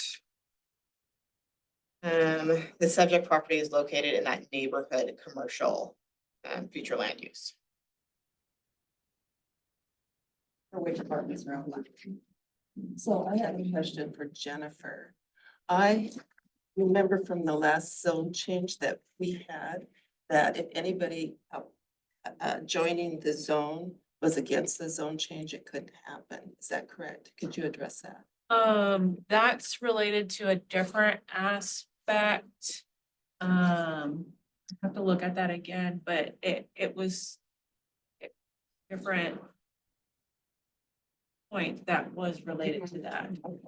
I can't remember exactly what the circumstances, but I know what you're talking about. And I think it would be, so if we close the public hearing, then we wouldn't be able to accept any more staff testimony or information. So I would recommend keeping the public hearing open and then just continuing it to the next meeting so that we can, Joel can clarify those questions about that, because that would be part of the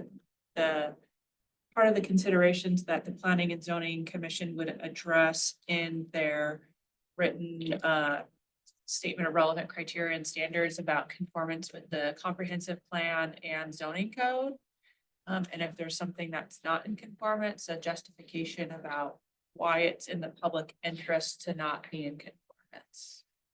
I would very much appreciate the opportunity to have clarification and final numbers on lot size, how much we're being asked to convert, how much space is behind the building, because there seems to be Some of the legal questions clarified.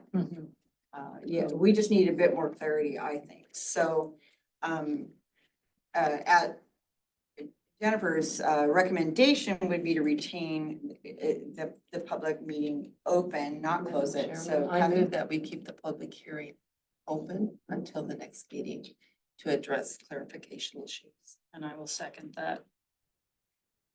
we have a motion to table. To not continue. close. Huh? To continue. Continue. To continue, yeah. Or sorry, to table it for tonight. We'd be back. In order for Joel to clarify a number of concerns, questions, and lot space sizes and measurements. With the motion and a second, all in favor of postponing this topic or continuing this topic on our next meeting, our next. Aye. Aye. Okay. Thank you for your time. We're gonna have to ask you to come back the next meeting. We're gonna get some clarification from the city on the questions that the commissioners have. Restate those questions. I'm not really clear what the question is. The questions, Kathy, what was we had some concerns on the zone questions. My concerns are that I want the lot measurements. I want to know how much space is in the back. I want to know how much space we're being asked to convert. I had a question on this right here, the justification. I had a question about that. Question of Joel's staff report. Yes, a question on The lot size being The rezoned, lot size, the yards. the space behind it, application of Lewiston City Code 37-10. I also would like to address the 3747 on lot coverage. So I need measurements of the lot that we'd be rezoning and how much the building is covering. 3747, because in an R3, they can't cover more than 50% of the lot. Measurements of the building. we want it tightened up a little bit so we understand the exact amount of square footage. We want exact understanding of specific zone requirements as they are, standards as they are. Changing zone. And because Katie didn't write this, Joel wrote it, we would like Joel to provide answers to the questions. And since he is not here tonight, we are going to ask for those to be answered, and we'll reconvene and continue the public hearing on your request the next meeting. Okay, that said, I don't close the meeting. What do I do? Move on. All right, never mind. I guess we're just moving on. All right. Thank you, gentlemen, for your time tonight. That also means the applicant will have the opportunity to rebut any of that Yes, of course. information and submit any additional evidence in support of his application, so. Did you catch that, gentlemen? No, sorry. Jennifer said that this extension of the public meeting and reconvening in 2 weeks will also give you the opportunity to rebut any of the information that we collect in the next 2 weeks regarding the answers to our questions. So you can bring your own measurements, you can bring your own assessments, you can, you'll have an opportunity to address anything that Joel brings forward to us in the interim. And I believe that Katie will make that information available to you. This is a point of clarification. We did provide all. It's. I appreciate that. It's, Joel is here. He explained. we are still going to continue the public hearing about time. Thank you. Thank you. Okay, lastly, and I want to thank everybody that has hung out with us this long. We have been how do I phrase this? So we had there was a statement made about this reconsideration request. And the first thing I had to do was ask our legal, what is this reconsideration? In the 4 years that I've ever been here, I've not heard of this. And this is a new change to the process of, it's not arguing, the appeal. It's a new step in the appeal process I was unaware of. And I don't know if any of the other commissioners were aware of a reconsideration. But at this time, we're going to ask Jennifer, the city attorney, to provide a recap and instruction. And she's going to be very clear that we can only consider the information that was received and reviewed at the public meeting, not tonight, not the new information or signatures in your appeal. And Jennifer is going to explain what restrictions we are under tonight as a committee. So Jennifer, take it away. Thank you, Commissioner Ball. Good evening, commissioners. I just handed out a copy of Lewiston City Code Section 37-185 to the commissioners, the applicant of CUP 24-3, and then Ms. Glines, who is the appellant in this matter. I do want to note too that public comment was received earlier today, but that public comment is not a matter for your consideration for tonight. The information that you are to consider is the information that's been put on the record. And I'm here today or tonight to just give you a brief procedural background on this action and the procedure for reconsidering your decision in CUP 24-3.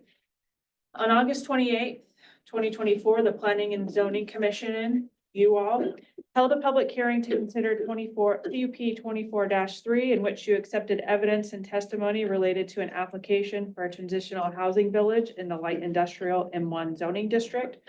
The young adults between the ages of 18 and 21 years of age, submitted by Michelle King of the LC Valley Youth Resource Center Incorporated. The application also included a request to allow waiver of the Lewiston City Code Section 37-151E to allow off-street parking to back onto the street. During that public hearing, you received presentations from city staff and the applicant, Michelle King. Following their presentations, you opened the floor to accept public testimony related to the application, both in support and opposition to CUP 24-3. Approximately 19 individuals provided both oral and written testimony related to the application. The applicant, Ms. King, was provided the opportunity to rebut any of the testimony received. Following her rebuttal, Commissioner Ball then opened the floor again for public testimony. 2 individuals provided additional testimony in opposition of CUP 24-3. Throughout the public hearing, you asked questions of city staff, the applicant, and members of the public. Following the closure of the public hearing, you then began to deliberate and discuss whether to approve CUP 24-3. Reviewing relevant criteria and standards specific to approval of a conditional use permit under Lewiston City Code. The criteria and standards for approval of a conditional use permit can be found in Lewiston City Code 37-160C and are as follows. The proposed use will or will not result in conditions that tend to generate nuisances, including but not limited to noise, dust, glare, vibrations, odors, and the like, or if so, that any anticipated nuisances will be appropriately mitigated. The proposed use is or is not a public necessity but is not justified by the applicant and deemed to be of benefit to the public. The character of the proposed use, if developed according to the plan as submitted, will not be in harmony with the area in which it is to be located. The proposed use will not endanger the environment or the public health or safety. The proposed use will or will not be in substantial conformance with the comprehensive plan. And then the availability of political subdivisions to provide support services to the proposed conditional use permit. During the deliberative process, you articulated the reasons in support of your decision. You eventually approved CUP 24-3 and directed city staff to draft a written reason statement of relevant criteria and standards consistent with your decision. On September 11th, 2024, you reviewed the proposed reason statement of relevant criteria and standards and approved it as proposed. This began the period for an affected person to file a request for reconsideration pursuant to Lewiston City Code 37-185B1 and Idaho Code 67-6521 and Idaho Supreme Court decisions provide that an affected person is an individual having a bona fide interest in real property, which may be adversely affected by a local land use decision, including approvals or denials of land use applications such as special use permits, which we refer to as conditional use permits, under Idaho Code Title 67, Chapter 65. On September 19th, 2024, the city received a notice of appeal, here treated as a request for reconsideration from Linda Glines, accompanied with 49 signatures. Of those signatures, only 5 people participated in the public hearing by submitting oral testimony in opposition to CUP 24-3. None of the other 44 people who signed in support of the request for reconsideration participated in the public hearing for CUP 24-3. Additionally, of the 5 people who provided testimony, only 3 of those individuals were entitled to mailed notice of the public hearing pursuant to Idaho Code 67-6512, requiring notice be mailed to property owners and purchasers of record within 300 feet of the external boundaries of the land under consideration, and Lewiston City Code Section 37-184B2, requiring notice to be mailed to owners of property within 330 feet. In total, only 14 of the individuals who signed in support of the request for reconsideration are property owners within 330 feet of the application entitled to mailed notice of the public hearing, which mailing was duly noted in the public record. The public hearing notice was also duly published in the Lewiston Tribune on August 11th, 2024, and the property itself was duly posted with the notice of the public hearing pursuant to Idaho Code Section 67-6512B. It should be noted that Ms. Glines, the applicant for this request for reconsideration, was not entitled to mailed notice of the public hearing for CUP 24-3 because she owns property more than 330 feet away. When submitting a request for reconsideration, the reason statement of relevant criteria and standards, as well as Lewiston City Code Section 37-185B1 provides an applicant or affected person may file a written request for reconsideration with the city clerk to request that the commission reconsider a final decision within 14 calendar days by 5 p.m. on the 14th day after the commission has adopted its written reason statement of relevant criteria and standards. The written request for reconsideration shall include at minimum the following information: the name and address of the applicant or affected person requesting reconsideration, the specific deficiencies in the decision for which reconsideration is sought, and a description of any procedural injury or substantial harm to real property interests suffered as a result of the decision. A request for reconsideration shall be a mandatory exhaustion of an applicant or affected person's administrative remedies prior to the filing of an appeal of a commission decision to the city council. While the city received a notice of appeal to the Lewiston City Council, the city clerk is treating this as a request for reconsideration since currently there is no standard form for the request for reconsideration. Regardless, any request for reconsideration that otherwise meets the criteria for such will be accepted and treated as so. Furthermore, the submission of a request for reconsideration is a mandatory step for an affected person's administrative remedies, and the city did not want to prejudice Ms. Glines' ability to exhaust her administrative remedies. Tonight, you're being asked to reconsider your approval of CUP 24-3 on the following grounds for which I have summarized. A full copy of each area addressed in the request for reconsideration was provided in the P&Z's public packet. As summarized, these issues are Pat Severance's testimony consisted only of his opinion when he stated that CUP 24-3 would not have a detrimental effect on the city's water and sewer systems in the area. 22nd Street cannot handle more traffic as is, regardless of what a traffic impact statement says. The city's decision to no longer use the park for park purposes was not made with the consent of the neighboring property owners. The neighbors want the property to be restored as a city park. The neighbors are not sufficiently assured that the residents of the proposed transitional housing village will not be criminals or that their friends and visitors will not increase crime in the immediate area. Public comment was limited to 3 minutes, but the applicant was provided an unlimited amount of time. Commissioner Akabani asked a question that could have caused an emotional response, which was not fair to those opposed to the application. Generally, these issues cover a variety of topics and legal principles that you are being asked to reconsider. Unfortunately, Ms. Glines failed to identify any procedural injury or substantial harm to real property interest that she has or may suffer as a result of your approval of CUP 24-3. This means we have to attempt to guess what procedural or substantive property right she claims to have suffered as a result of approving 24-3. However, in reviewing her request for reconsideration, it's my opinion that she raises issues related to the following legal topics. These legal topics are generally, the P&Z did not have sufficient evidence for CUP 24-3.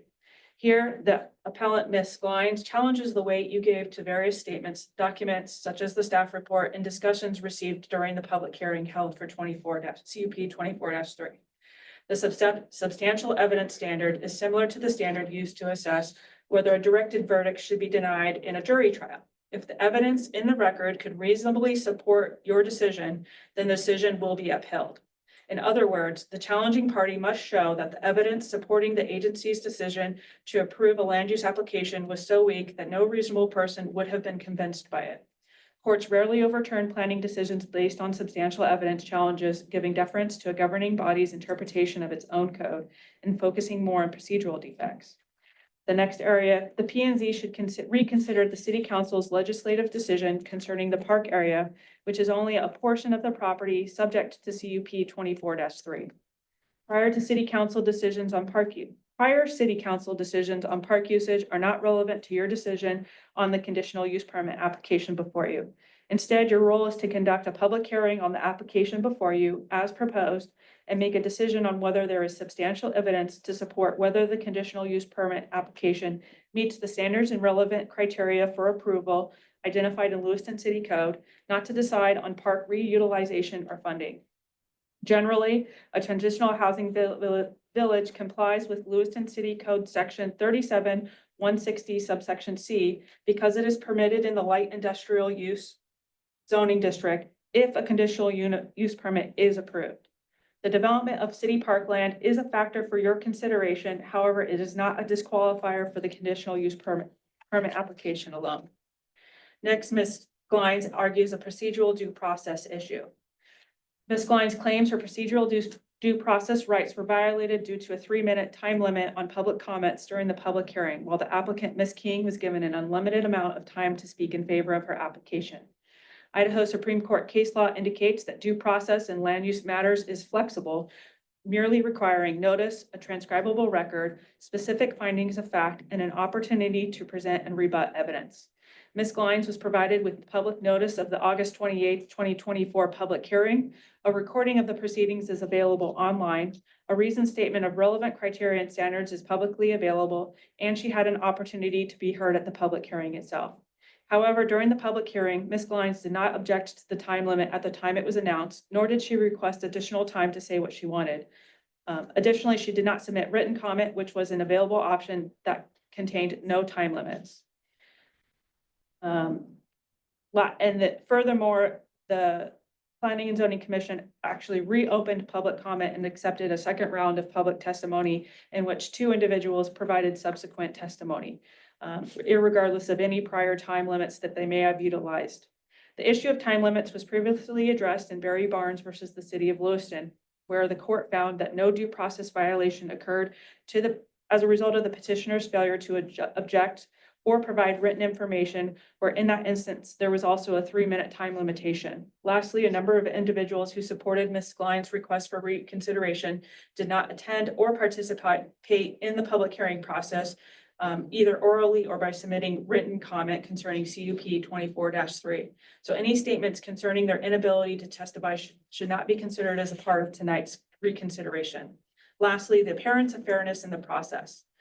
The commission must make decisions impartially on a variety of topics that may or may not invoke emotional responses. Property rights are very personal, and it is understandable that people get passionate in favor and opposition of various land use applications put before you. However, when addressing fairness, Idaho Supreme Court and case law requires proof that an actual bias, not just the appearance of bias, is required to challenge a decision. Therefore, the Idaho Supreme Court has found that evidence of actual bias to disqualify a decision maker is required and has rejected an appearance of fairness doctrine that is used in other states, including Washington State. Tonight's request for reconsideration is not an opportunity for the Planning and Zoning Commission to take additional evidence and testimony in support or opposition of CUP 24-3, but an opportunity for the commissioners to affirm, reverse, or modify its decision to approve CUP 24-3 based on one of the more following criteria found in Lewiston City Code Section 37-185D. The decision violates state or federal law. The decision exceeds the statutory or delegated authority of the Planning and Zoning Commission. The decision was made through procedures that were unlawful or inconsistent with Lewiston City Code or Idaho Code. The decision was not supported by substantial evidence, and the decision is arbitrary, capricious, or an abuse of discretion in that it was made without rational basis or in disregard of the facts and circumstances presented. Even if the record would support 2 different interpretations of what this code and applicable state and federal law requires, the action is not arbitrary, capricious, or an abuse of discretion if exercised honestly and after due consideration upon review. In reconsidering your prior decision, I remind you that you have the entire record before you tonight to consider, which includes the packet of materials supplied on August 28th, 2024, the testimony received during the public hearing, oral and written, on August 28th, 2024, the reason statement of relevant criteria and standards approved on September 11th, 2024, and the video recording of the August 28th, 2024 Commission's public hearing and deliberation of this matter. Again, upon reconsideration, you may affirm, reverse, or modify your decision pursuant to Lewiston City Code and Idaho Code. As you deliberate tonight, please be sure to articulate your decision and use information from the record to state why you have made the decision you have so that you have an adequate written statement so that an adequate written statement may be prepared in support of whatever decision you make tonight. I stand for any questions you may have concerning the procedure for tonight's request for reconsideration. Thank you.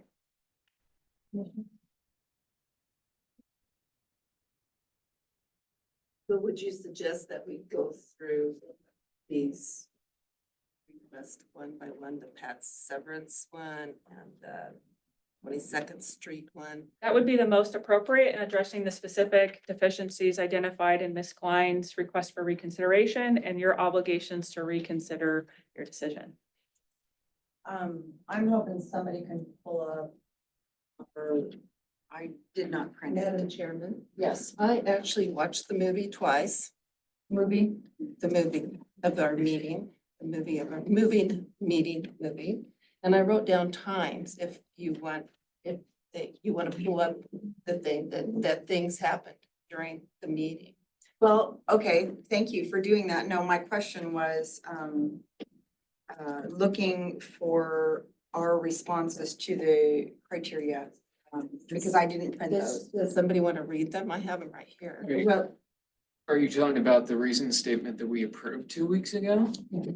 yes, and I thought I had the reason statement. What I'm talking is our exact answers on the standards and criteria, our justifications. I have it right here. Okay, perfect. Well, Does Dawn want to read it? no, you can hold on to it and read it when we get there. Okay. Fair enough? Yep. Okay, so for Jennifer, we're gonna take these, the applicant points. And we're gonna discuss those and, towards the end, of course, we'll revisit our answers on relevant criteria and standards. At least I think that's a. You don't have to address all of them. You're addressing the points made in the request for reconsideration. You can use information in the relevant criteria and standards in support of whether you're going to affirm, reverse, or modify your decision. That's why I was hoping somebody would have it and they could read it. Fair? Okay,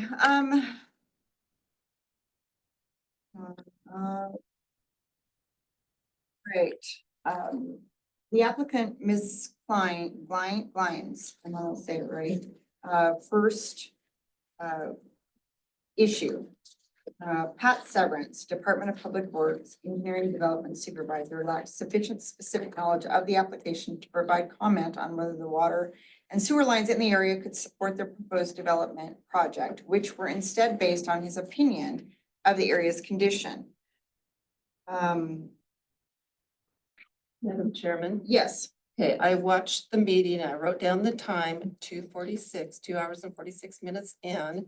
And he said, if I paraphrased, and you could show the meeting if you would like to, but he was not aware of condition of the water lines. But it was insignificant to the existing, and actually it wouldn't affect 12 new units. The water or the toilets and the showers, and it gets. And if they had any questions, the water manager could discuss that, but it's on a maintenance schedule. It gets serviced once a year.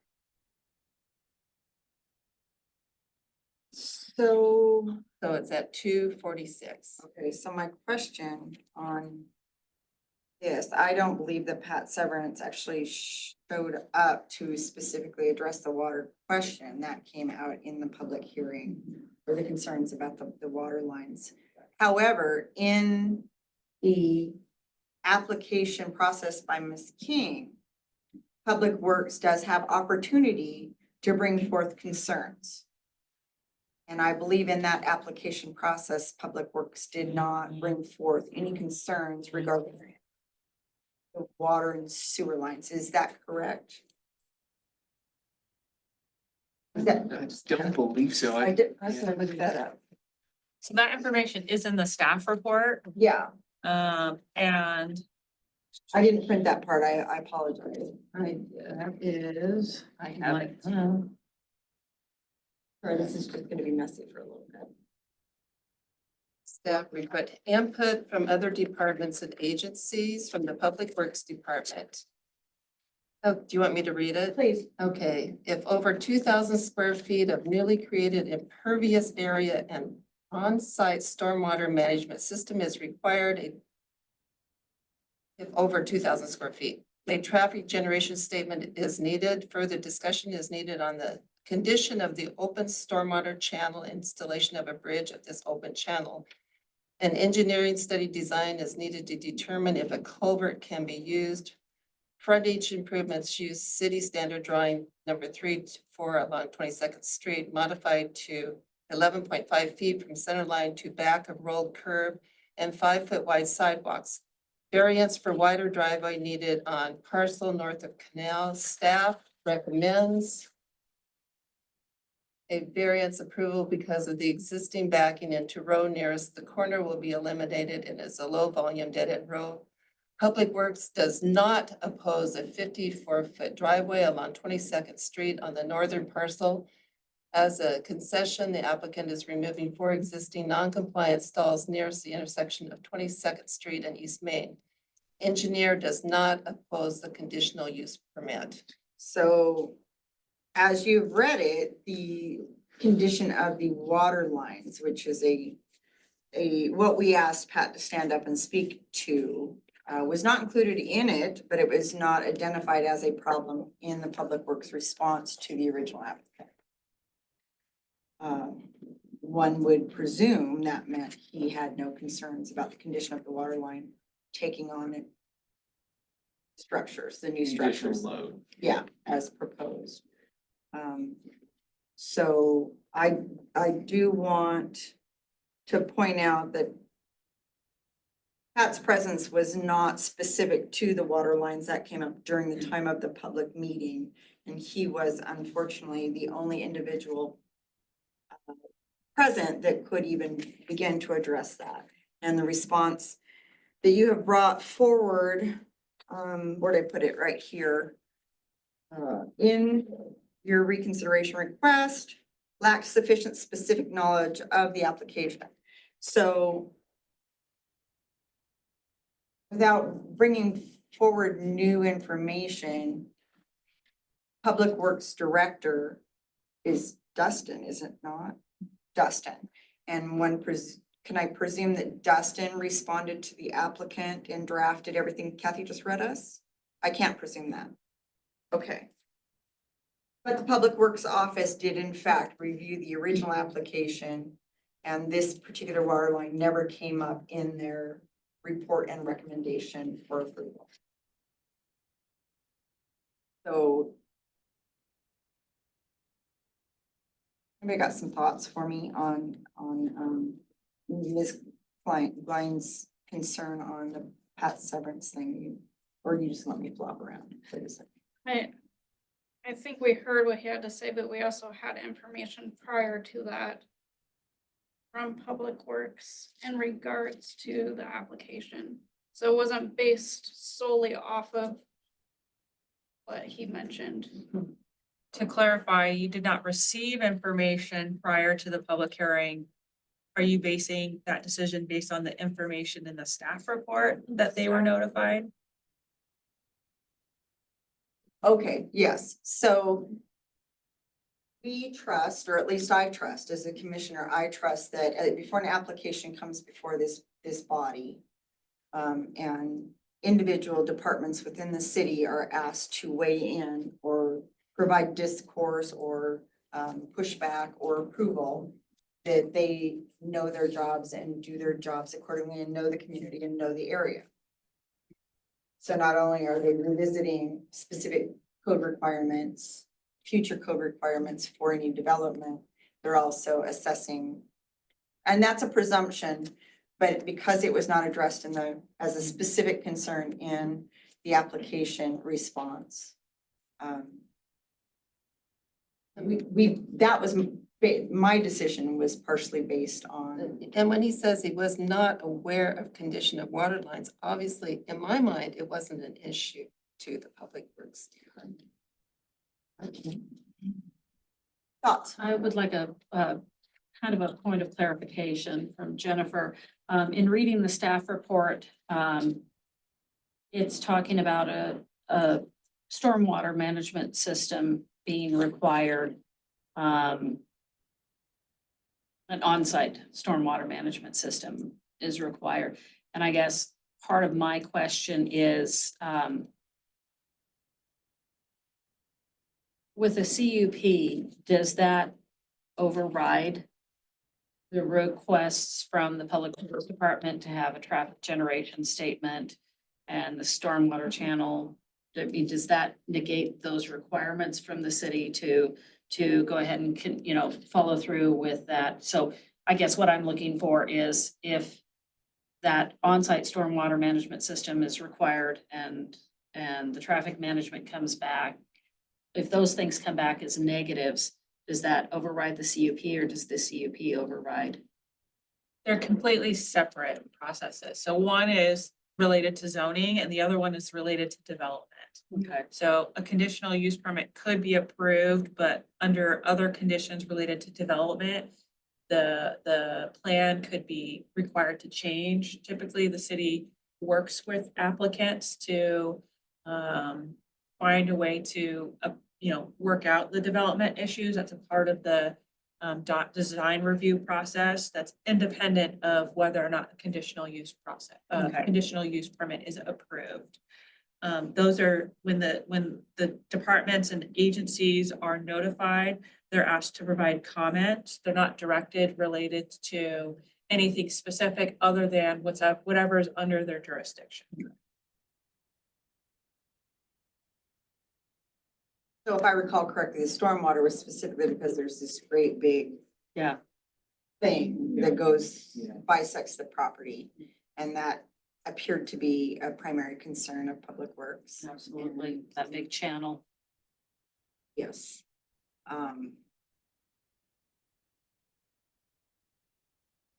So based on the information that we had, or the information provided in the staff report, Pat off the cuff, responding to a concern brought up by the reconsideration request applicant. I would say, yes, it would have been Pat Severance's opinion, but also opinion based on his role within the city and his knowledge of the city challenges and community challenges, and specific to challenges off of 22nd and 23rd. But as far as detailed knowledge, he wasn't asked for that at the time. So because I've never gone through a reconsideration, I feel like I don't have my footing, but I would say that our decision and how it was addressed by a city employee who works in the Public Works Division and the staff report, I felt that the water concerns were not a criteria that would change how I vote on the CUP. We can only reconsider what we came forward with. So Gabe? This is a point of clarification for you, Jen. So if something, so to me, the issue over Pat and the water lines only impacts certain aspects of the CUP. So so for example, if we say, yes, that one of these was an issue, do we then walk through the entire CUP and discuss like which aspects of it we? Not necessarily, as I mentioned, there's several issues that are raised as far as the procedural injuries. This particular one points more towards, did you have substantial evidence to justify your decision in approving the CUP application? Was the testimony that you received from Pat Severance based on sufficient grounds that outweighed or was, more like, if someone were to review your decision and your comments based on it, that there is reason to justify your decision, even if there's two differing opinions. So what? Seems you're done. So what I'm trying to get at is these issues have to be, one of them or multiple of them by themselves have to be large enough to have swayed our decision on multiple points in the CUP. I guess what I'm struggling with is how to weigh this against the entirety of the CUP, because there's 5 or 6 different things that we have to weigh in a CUP, and if we have points where commissioners disagree, it then becomes a balancing test, or it can become a balancing test. So I'm struggling with, if these points impact only certain aspects of our CUP decision, how that should be weighed. Well, that's your decision, how you weigh it. That's your role, is to weigh the information, but in reviewing this, in reconsidering this, you want to, you want to keep in mind about whether or not your decision, as stated in the reason statement, was a violated state or federal law. Did it exceed your statutory or delegated authority as the Planning and Zoning Commission? Was it made through procedures that were unlawful or inconsistent with Lewiston City Code or Idaho Code? Was the decision not supported by substantial evidence? And is it arbitrary, capricious, or an abuse of discretion? Even if the record would support two different interpretations of what this, of what Lewiston City Code and state and federal law requires, it would not be an arbitrary, capricious, or abuse of discretion if you exercised honestly and after due consideration upon review. So in discussing that particular point, the question or the issue that's raised is the sufficiency of the evidence that the sewer and water systems could support 13 additional connections. Madam Chairman, there's another thing in our criteria, our relevant whatevers.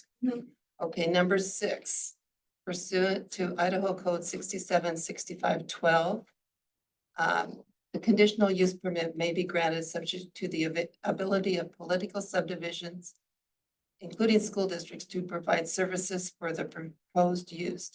Applicable commentary. The city of Lewiston has indicated that it will provide public water, sewer, stormwater, police, and fire services to the proposed village. No objections from any city departments or divisions providing such services has objected to the approval of CUP 24-3. And I could read more, but I think No, that covers it. you've touched on it. So I just want to let everybody know that, none of us have gone through a reconsideration. That's why I was telling you this is new and we're doing our best to understand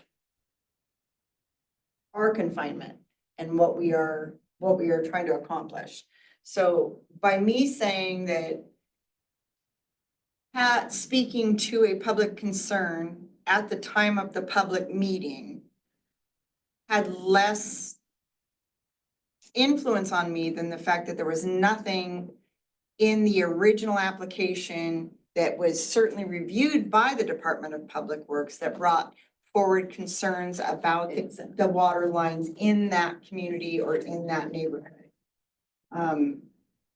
Because we count on the various departments that review these and address these and bring forward concerns to bring those forward at the time. And that was how I made my decision. And it was not Pat, and Pat was not present to address specifically something that surfaced at the time of the meeting. So I would love additional.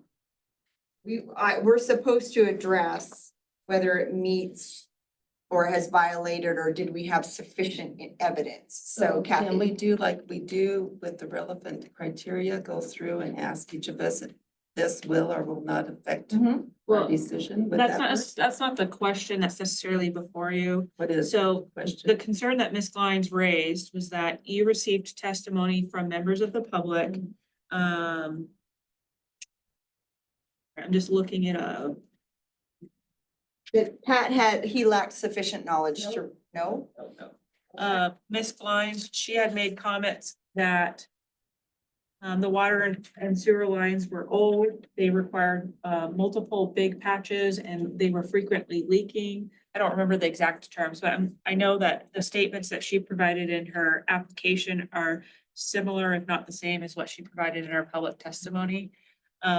So you received testimony from her and that disputes what Pat Severance in the Public Works Department provided, that there was minimal impact and that the system could support the development, whereas public testimony was that the system could not. So in your reconsideration tonight, you're being challenged that you didn't base your decision on substantial evidence. And so the request then would, so then your duty tonight is to determine, using those other factors that I've read, would you affirm, reverse, or modify your decision? In looking at how you weighed that evidence. So you had contradicting evidence.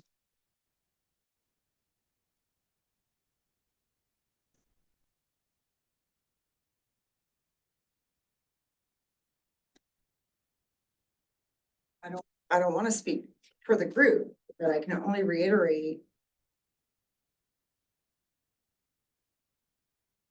resident concern brought up in the public meeting, and a public works employee knows the city's systems, both spoke, and the public works employee presented as a public works employee, presented a opinion that the development size would not compromise the lines. I guess, devil's advocate to that is the fact that, Pat made it very clear that he did not research this ahead of time. So he wasn't on the schedule, so to speak, to address this issue. So it's not like he came in prepared to address this issue. And, I mean, it's conflicting information and part of me now, you know, I mean, we've had this conversation, we've been looking at this, we got the request to reconsider and everything. And so I've really been going through and kind of looking and weighing on that, from a personal standpoint and wondering whether or not, we should have at that time requested more information, because in reading through the staff report, you know, the staff report does bring up some concerns about stormwater and things of that nature, but normally in something like this, I do see direct commentary from the city staff report, from the Public Works Department saying that this is not going to have an impact. And there wasn't anything that specifically pointed out that there is. So absence of water line reference within the staff report. Yeah, with it being brought up in public testimony, part of me almost feels like we should have done maybe a little bit more digging at that time. Asked for more information rather than just a overview broad, I work for the city, I work for the Public Works Department, in my opinion. You know, if it's not something, you know, I work in a professional environment, and we have errors and omissions, because I can't just say, well, no, I haven't read your policy, but in my opinion, generally speaking, you know. So Shay, Kathy, anybody got additional thoughts on? Well, I did review Linda Bline's handbook, took some notes on what she had to say, and she said the water and sewer lines are 60 to 70 years old. And 15 years ago, she talked to them about having them repaired, and they keep telling her they're on their list. They continually, she just worried about them. If they paved the street, then they had to dig them up, they would have to do some patching. That's what I wrote in my notes.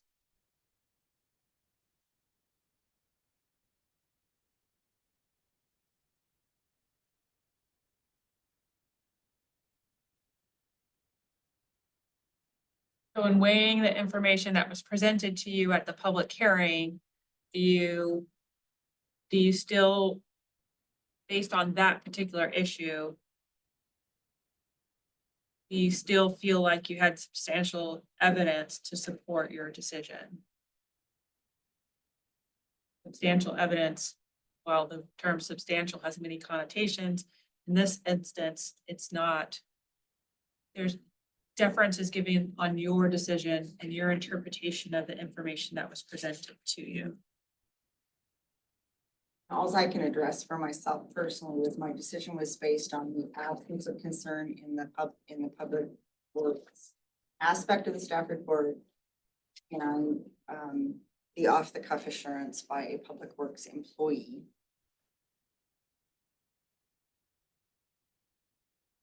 Which precedent-wise, in our time here at the commission, we often accept various different city entities, either staff reports or somebody addressing something, and take them at their word.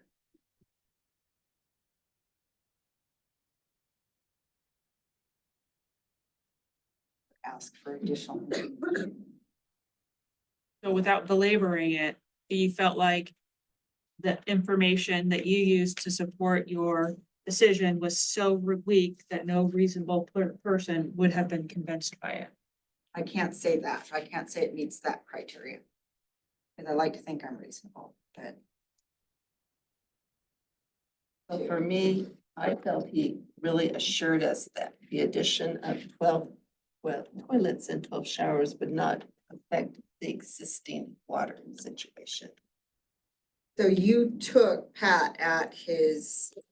You know, if you want to put it on the movie, 2 hours and 46 cents, and you could. No, I think we all recall that what Pat said, and it was very apparent that although he did not come here specifically to talk about the water lines, he did step forward at my request as a Public Works employee to speak to the resident concerns about their existing water lines.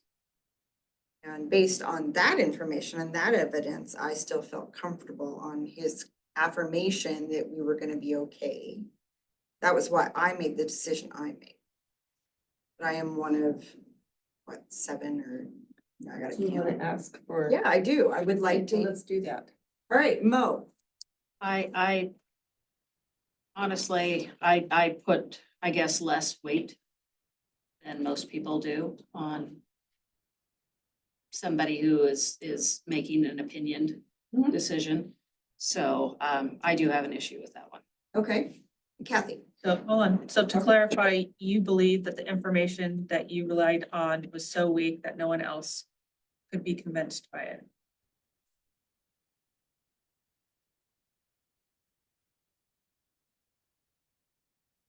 That is the standard that Idaho recognizes. Could you read that again? The evidence support that you used to support the decision to approve CUP 24-3 was so weak that no reasonable person would have been convinced by it. Don't know that it would meet that standard. So remember that Jennifer is here to share with us the legal standings on this reconsideration and the points that we are going over. And I do not believe that the information we received at the time, the supporting feedback, was so weak that a reasonable person could not accept it. But that's me. So you disagree, but No, not. I mean, I agree that as far as a legal standard, I don't believe it meets the legal standard. But That's what we're being I was held also, I was also the objectionary voice that night, so. and it's on record, but Yeah. we are right now tonight being held to the legal To the legal standards. standard, yes, And I don't think that we get to, to that standard. we don't get to be emotional and understand. No. It's gotta be on the legal standard. Yep. And if y'all don't know this, I have had that repeated to me about. I am the troubled child. So Kathy, thoughts? I am okay with the way I voted. Okay, so Gabe, any of the legal criteria, would you have changed your vote? Not based on that individual factor. Shay? Okay. So at this time, based on the legal restrictions that we must address, although Pat came forward and did not appear to have sufficient specific knowledge of the application, we accepted his role as a Public Works employee and his opinion. And we made a decision, and that's how we voted that decision. Two, I don't know where we go with that, but I think we've confirmed that our decision at the time was made based on the evidence presented. Yeah, well, that was certainly part of mine. 22nd Street cannot handle more traffic as is, regardless of what a traffic impact statement will say. Traffic impact statement or the discussion of a traffic impact statement was part of the staff report, but is not part of planning and zoning's CUP decision, because that comes after a CUP is approved, if approved. So we understand that's an authority outside of this commission. Correct. And we know that if the CUP moved forward as it stands, if an appeal fails as it stands, then a traffic report has been suggested by the city staff in the development end of things, at which time it might find something entirely different. So it doesn't meet any of the legal criteria because it is not within our purview. No, it's out. Does anybody disagree? The city's decisions to no longer use the park for park purposes was not made with the consent of the neighboring property owners. The neighbors want the property to be restored as a city park. Now I can speak to this one specifically, and everybody will have an opportunity to weigh in. What the neighborhood wants of that property is very important, but it is not part of the CUP. It was not an option within this CUP. We are restricted to the applicant and the CUP request. And nowhere within that applicant request was it either a park or a village. So we cannot take the park into consideration. The desire to have it, the desire to resurrect it, the community want for it. That is outside our role, and it's outside of our ability to speak to it. We have to speak to the CUP application as it is written. And you have to understand that the park was not a part of that. You brought that all forward. That's very important. But we don't have the authority to say, if we don't grant a CUP, you get your park. That is a different body and it is a different process. And you are not speaking to the people that have the authority to make that choice.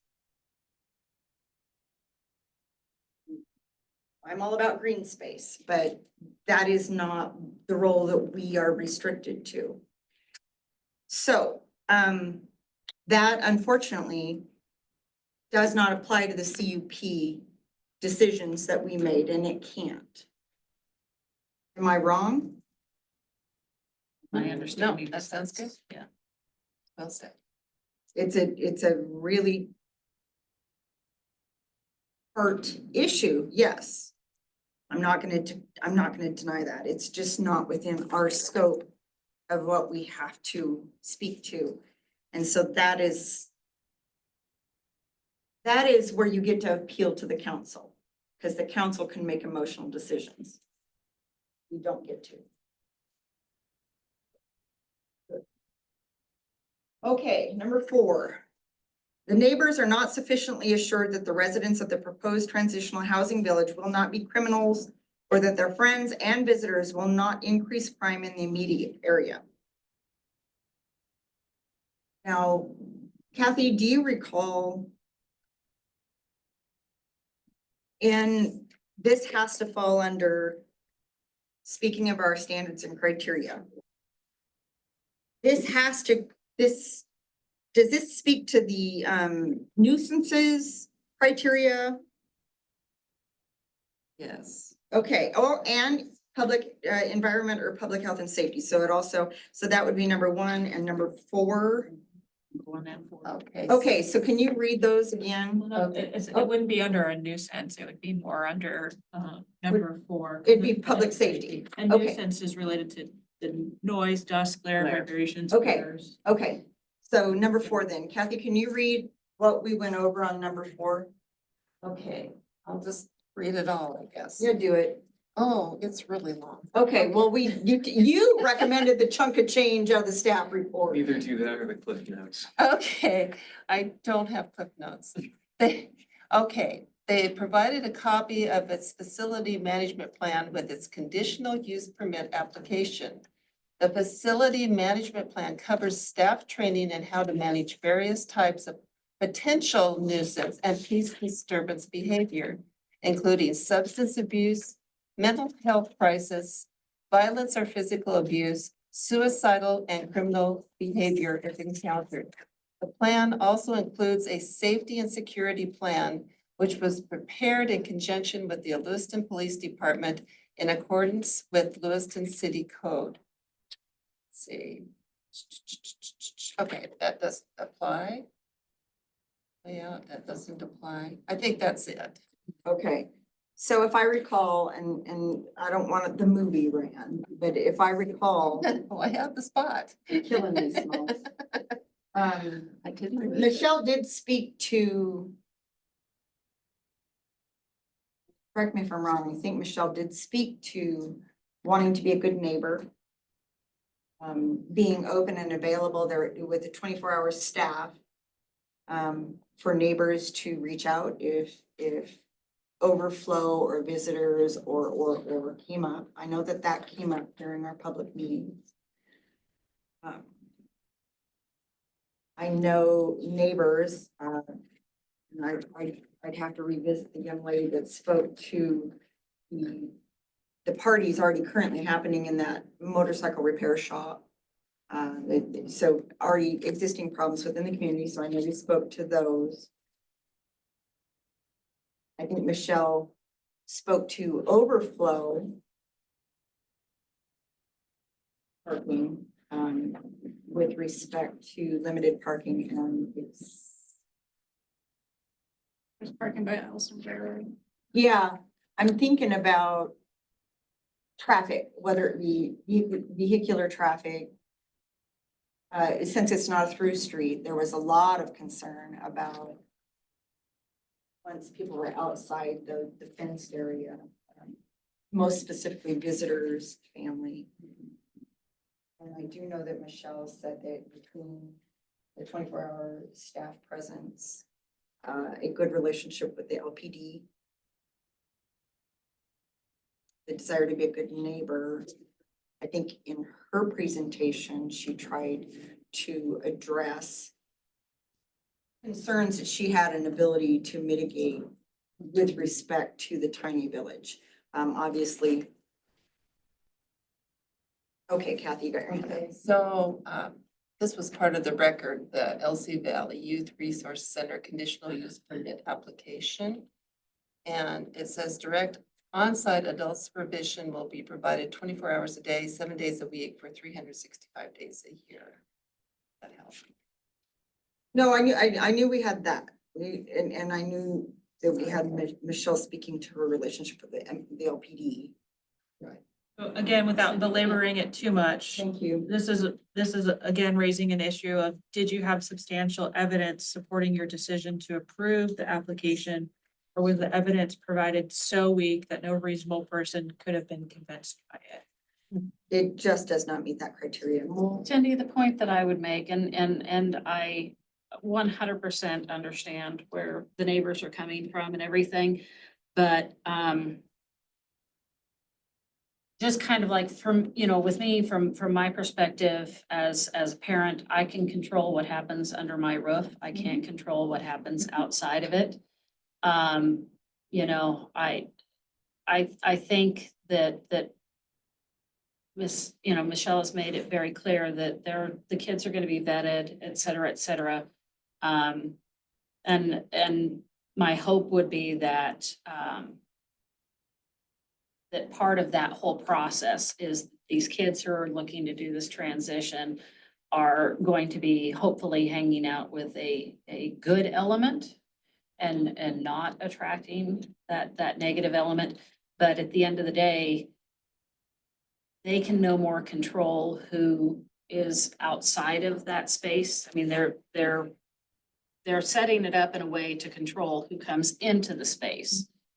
But they can't control who is outside of that space any more than I can control who walks by that street.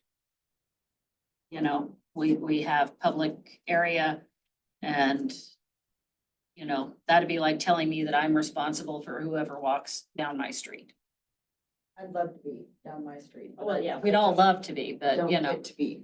we don't have that option. So, I mean, I don't think that that's something that anyone can predict either in a positive or a negative. I would assume, and we all know the definition of assumption. I would assume, should a resident of the tiny village be associated or affiliated with someone of a troubled nature that was creating problems outside the village, or encouraging that type of thing, then certainly leadership of the village has the ability to unhome somebody within the village. That was a point in the applicants, I think it was facilities management plan. Now, they didn't specifically state the level of punishment Right. for each It's case by action. case. Right, but there is a discussion of that in the documents that were presented to us. And I also know that speaking to background checks and drug use, we already talked about all residents have to be willing to take drug tests at a moment's notice. And so I think the restrictions, as you pointed out, Mo, they have provided evidence and a working plan to best control the circumstances of the residents. Yes, Kathy. Yeah, sorry. I did ask if it would be a privilege to be a part of this housing rather than a right. And she said basically, yes, that you would have to apply basically if you vetted and there were high standards to be accepted into this community. So that helped me. And I don't recall if I said it, but I lament neighbors in my own community and hood and the attractants that they bring in. And if I had any control over that, I would probably be in prison, so.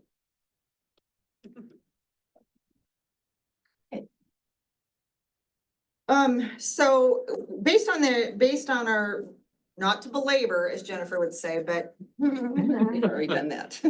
based on the evidence that we had presented, not only in Michelle's presentation, in her Q&A, in the drafted plan,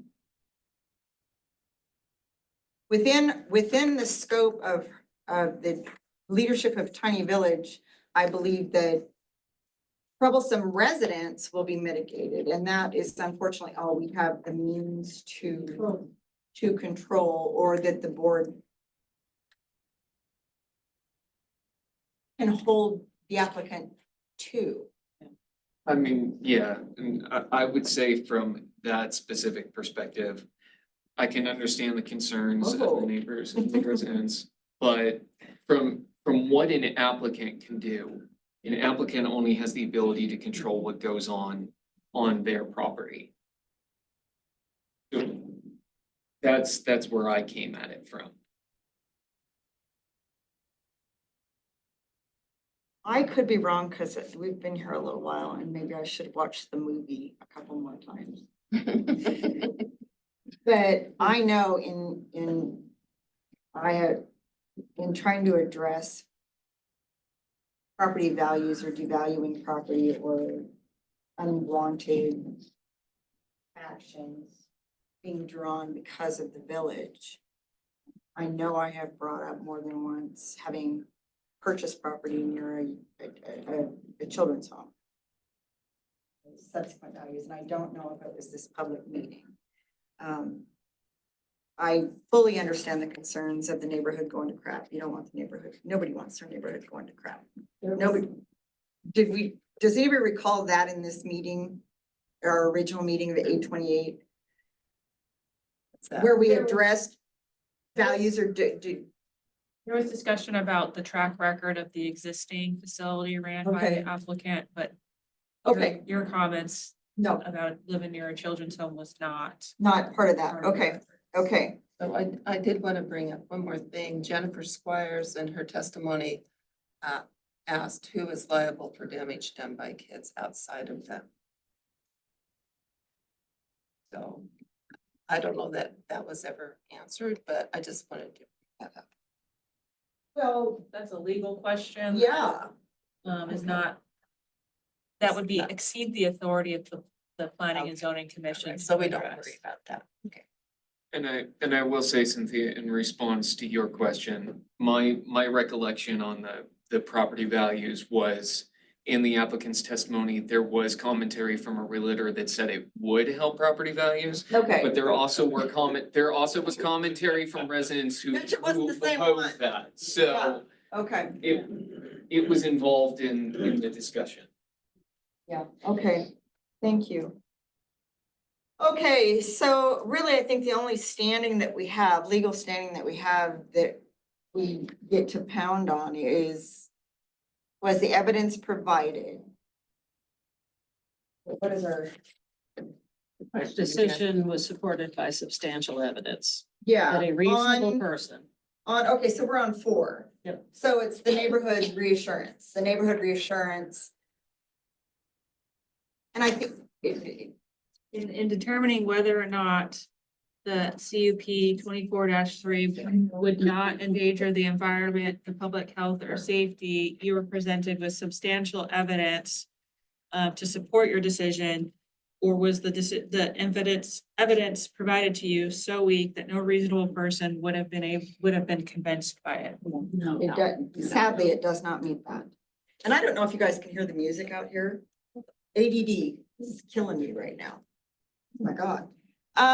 Okay, so I would not, based on what we knew and based on the presentations at the time and the addressing, I would not change my vote on based on insufficient evidence at the time of the presentation. I could not. Okay, so does anybody disagree with that? Would anybody change their vote tonight on that particular fact? Okay. Public comment limited to 3 minutes, and I think this has come up. I think certainly Jennifer has pointed out that the state of Idaho has found 2 minutes insufficient, 3 minutes certainly sufficient. That was a different public hearing, but. Yes, no, I know, it's. Was not included in the record. Okay, sorry. But when this came up, when the application first came back, I actually recalled that I had given a second opportunity for more public comment, out of the criteria and the order. So again. Can I ask one question at all? No. Her face says no.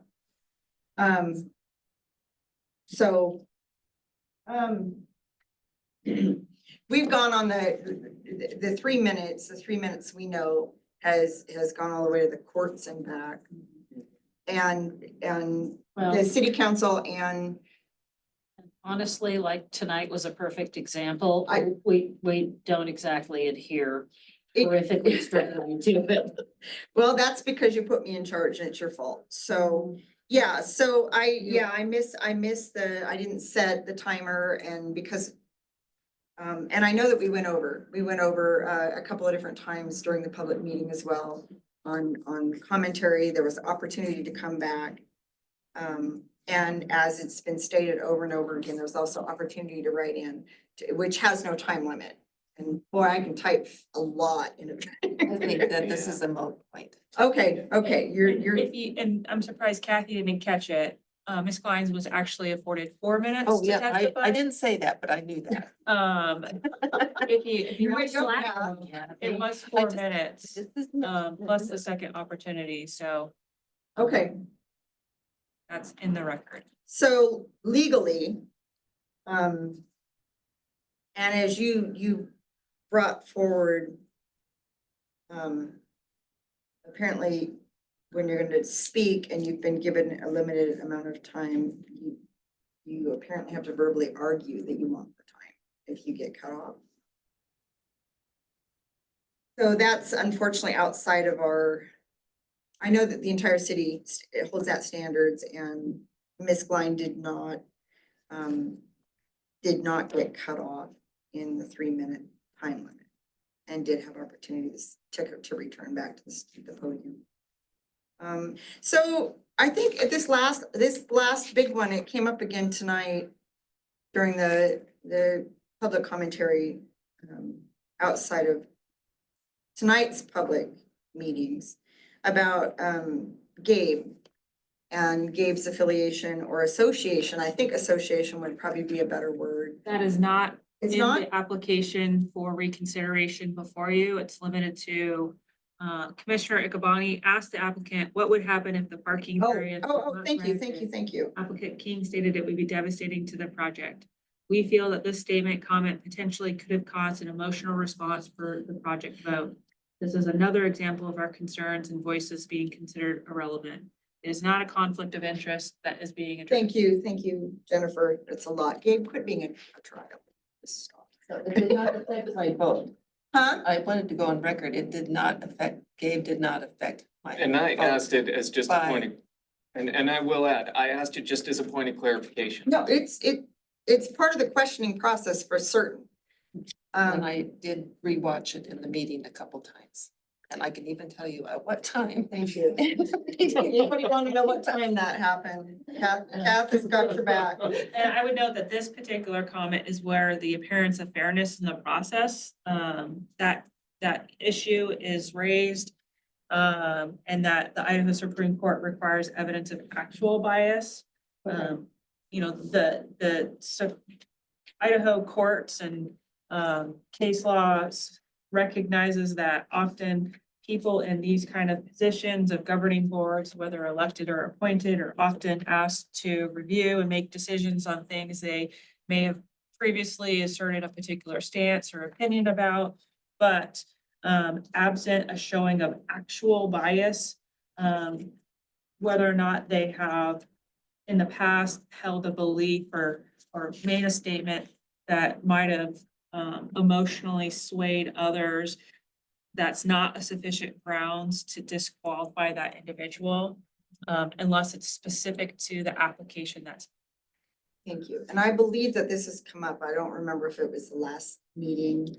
That was outside of the public hearing process, but it was addressed because as an issue of fairness, but the conflict of interest was not raised as a part of this appeal request. And The influence aspect, I remember speaking to and say, love him, but I was not influenced. oh, yeah, that was, again, it was outside. Outside of the public hearing. Okay, thank you. Public hearing process, but it was still addressed, but that any conflict of interest issue raised was not appealed.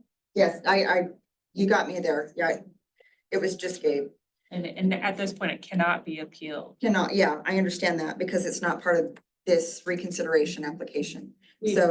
And we have addressed it. Yes. Outside of the process. Yes, and it was addressed At the hearing. Or not at the hearing, at the meeting last time. September 11th meeting.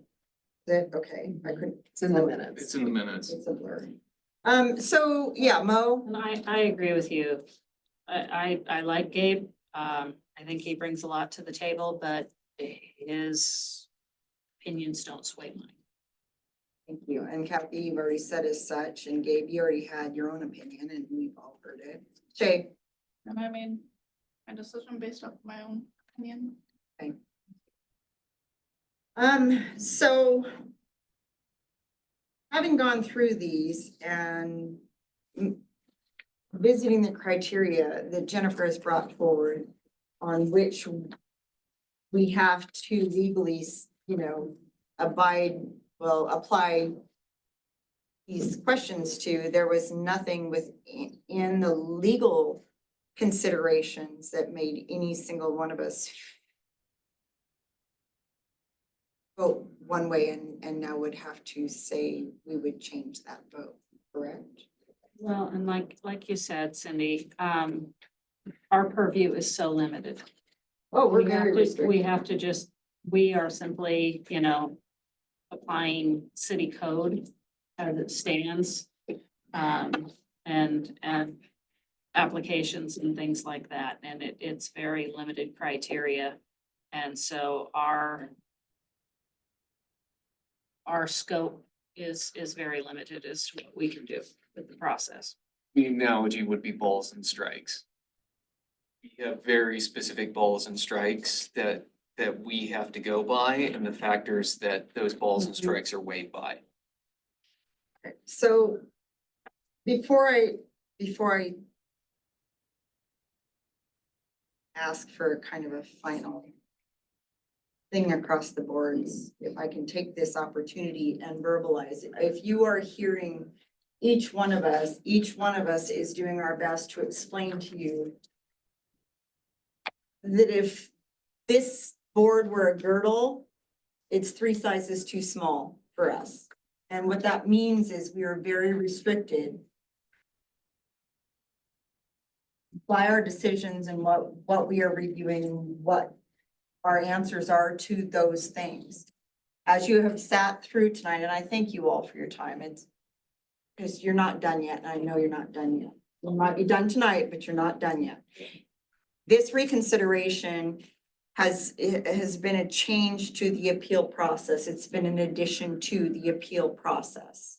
So in my experience, and perhaps the rest of this board, this is all a first for all of us tonight. So please know that.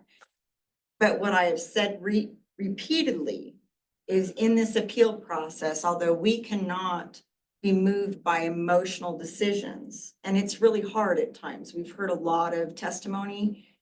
We understand as neighbors where you're coming from. And if you don't think that we all go home a little heavy-hearted at times, you'd be wrong. But your appeal and your emotional opportunity and all of those signatures that you have worked for, the next step is the council. The council is your, those are the ones. We have to go off legal basis. Those are the ones that you're gonna make your case to. And I'm gonna wrap this up because I feel like crying right now and I'm tired. Well, and I would note too, the council's review is de novo, which means they don't have to rely on the information that you're relying your decision on. And they can have a new public hearing and accept additional and new testimony and evidence if they wish. So there is an opportunity to supplement the record if the city council deems that that's what they want to do. They're not required to. But legally, when you came in prepared and all these signatures and additional signatures waved around, we can't take those in. Those people weren't here on August 28th.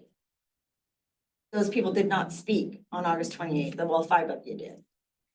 That based on the experience that we all had on August 28th, moving towards our decision on the CUP, it was based on the 5. And we tried really hard at the time, I believe, to address the concerns that were within our scope.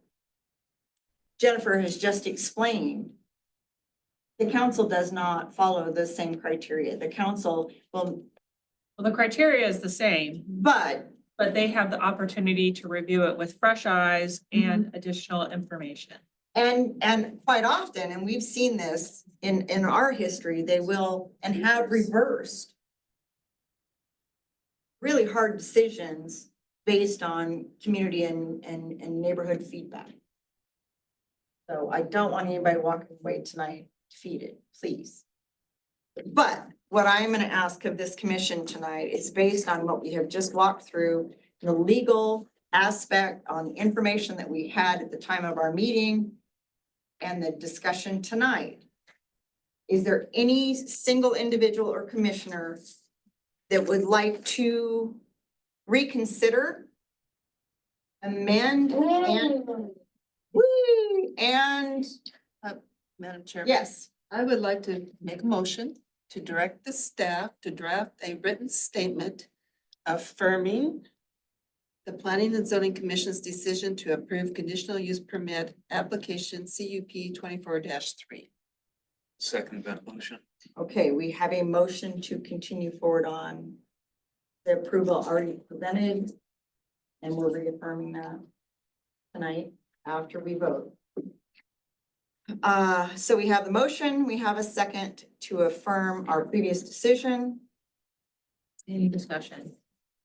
All right, is there any additional discussion before we vote? I see none. All in favor? Aye. Any opposed? Okay, thank you again. And I will watch the city council meeting. I look forward to seeing you there. I'll put my helmet on. Okay, thank you again for all your time, you guys, seriously. Okay, guys, I'm exhausted and I'm sure I'm gonna start getting texts from my husband because I'm obviously off having an affair. You have no idea how desirable fat 61-year-olds are. There's plenty. No idea, okay. So next we have on our agenda, I think we all need to go over to Boomers. yeah. I don't even have purse booze to hit right now. I'm here to tell you. So, communications, staff communications. Katie. So we do have a public hearing scheduled for the next meeting on October 9th for a variance application. Anybody unable to attend? What's the date? October 9th. Will not have legal representation. Barring jury duty. Glad it's not next week when my wife has conferences, so I'm planning on being there on the night. I think I'm here. I'll be there, but I won't be there for the 23rd. I can. Jumping way ahead. There It's you too go. far ahead, I'm sorry. Started getting her foot in the door. I plan to be there. I'll keep you posted if I get defeated. Kathy, you gonna be present? Yes. Okay, well, you got the ones you got. And 30 lashes for Kevin because he didn't check in. Unexcused. Okay, so I think our last opportunity barring any additional communications, no? I'll make a motion to adjourn. Second. All in favor? Aye. Thank you, everyone that came tonight. Jennifer, thank you. These are for our all the Yes. presentation that you And I did appreciate and it. keeping us on track. We put you through your paces, don't we? Just go on. Marvelous. That's me. Always do.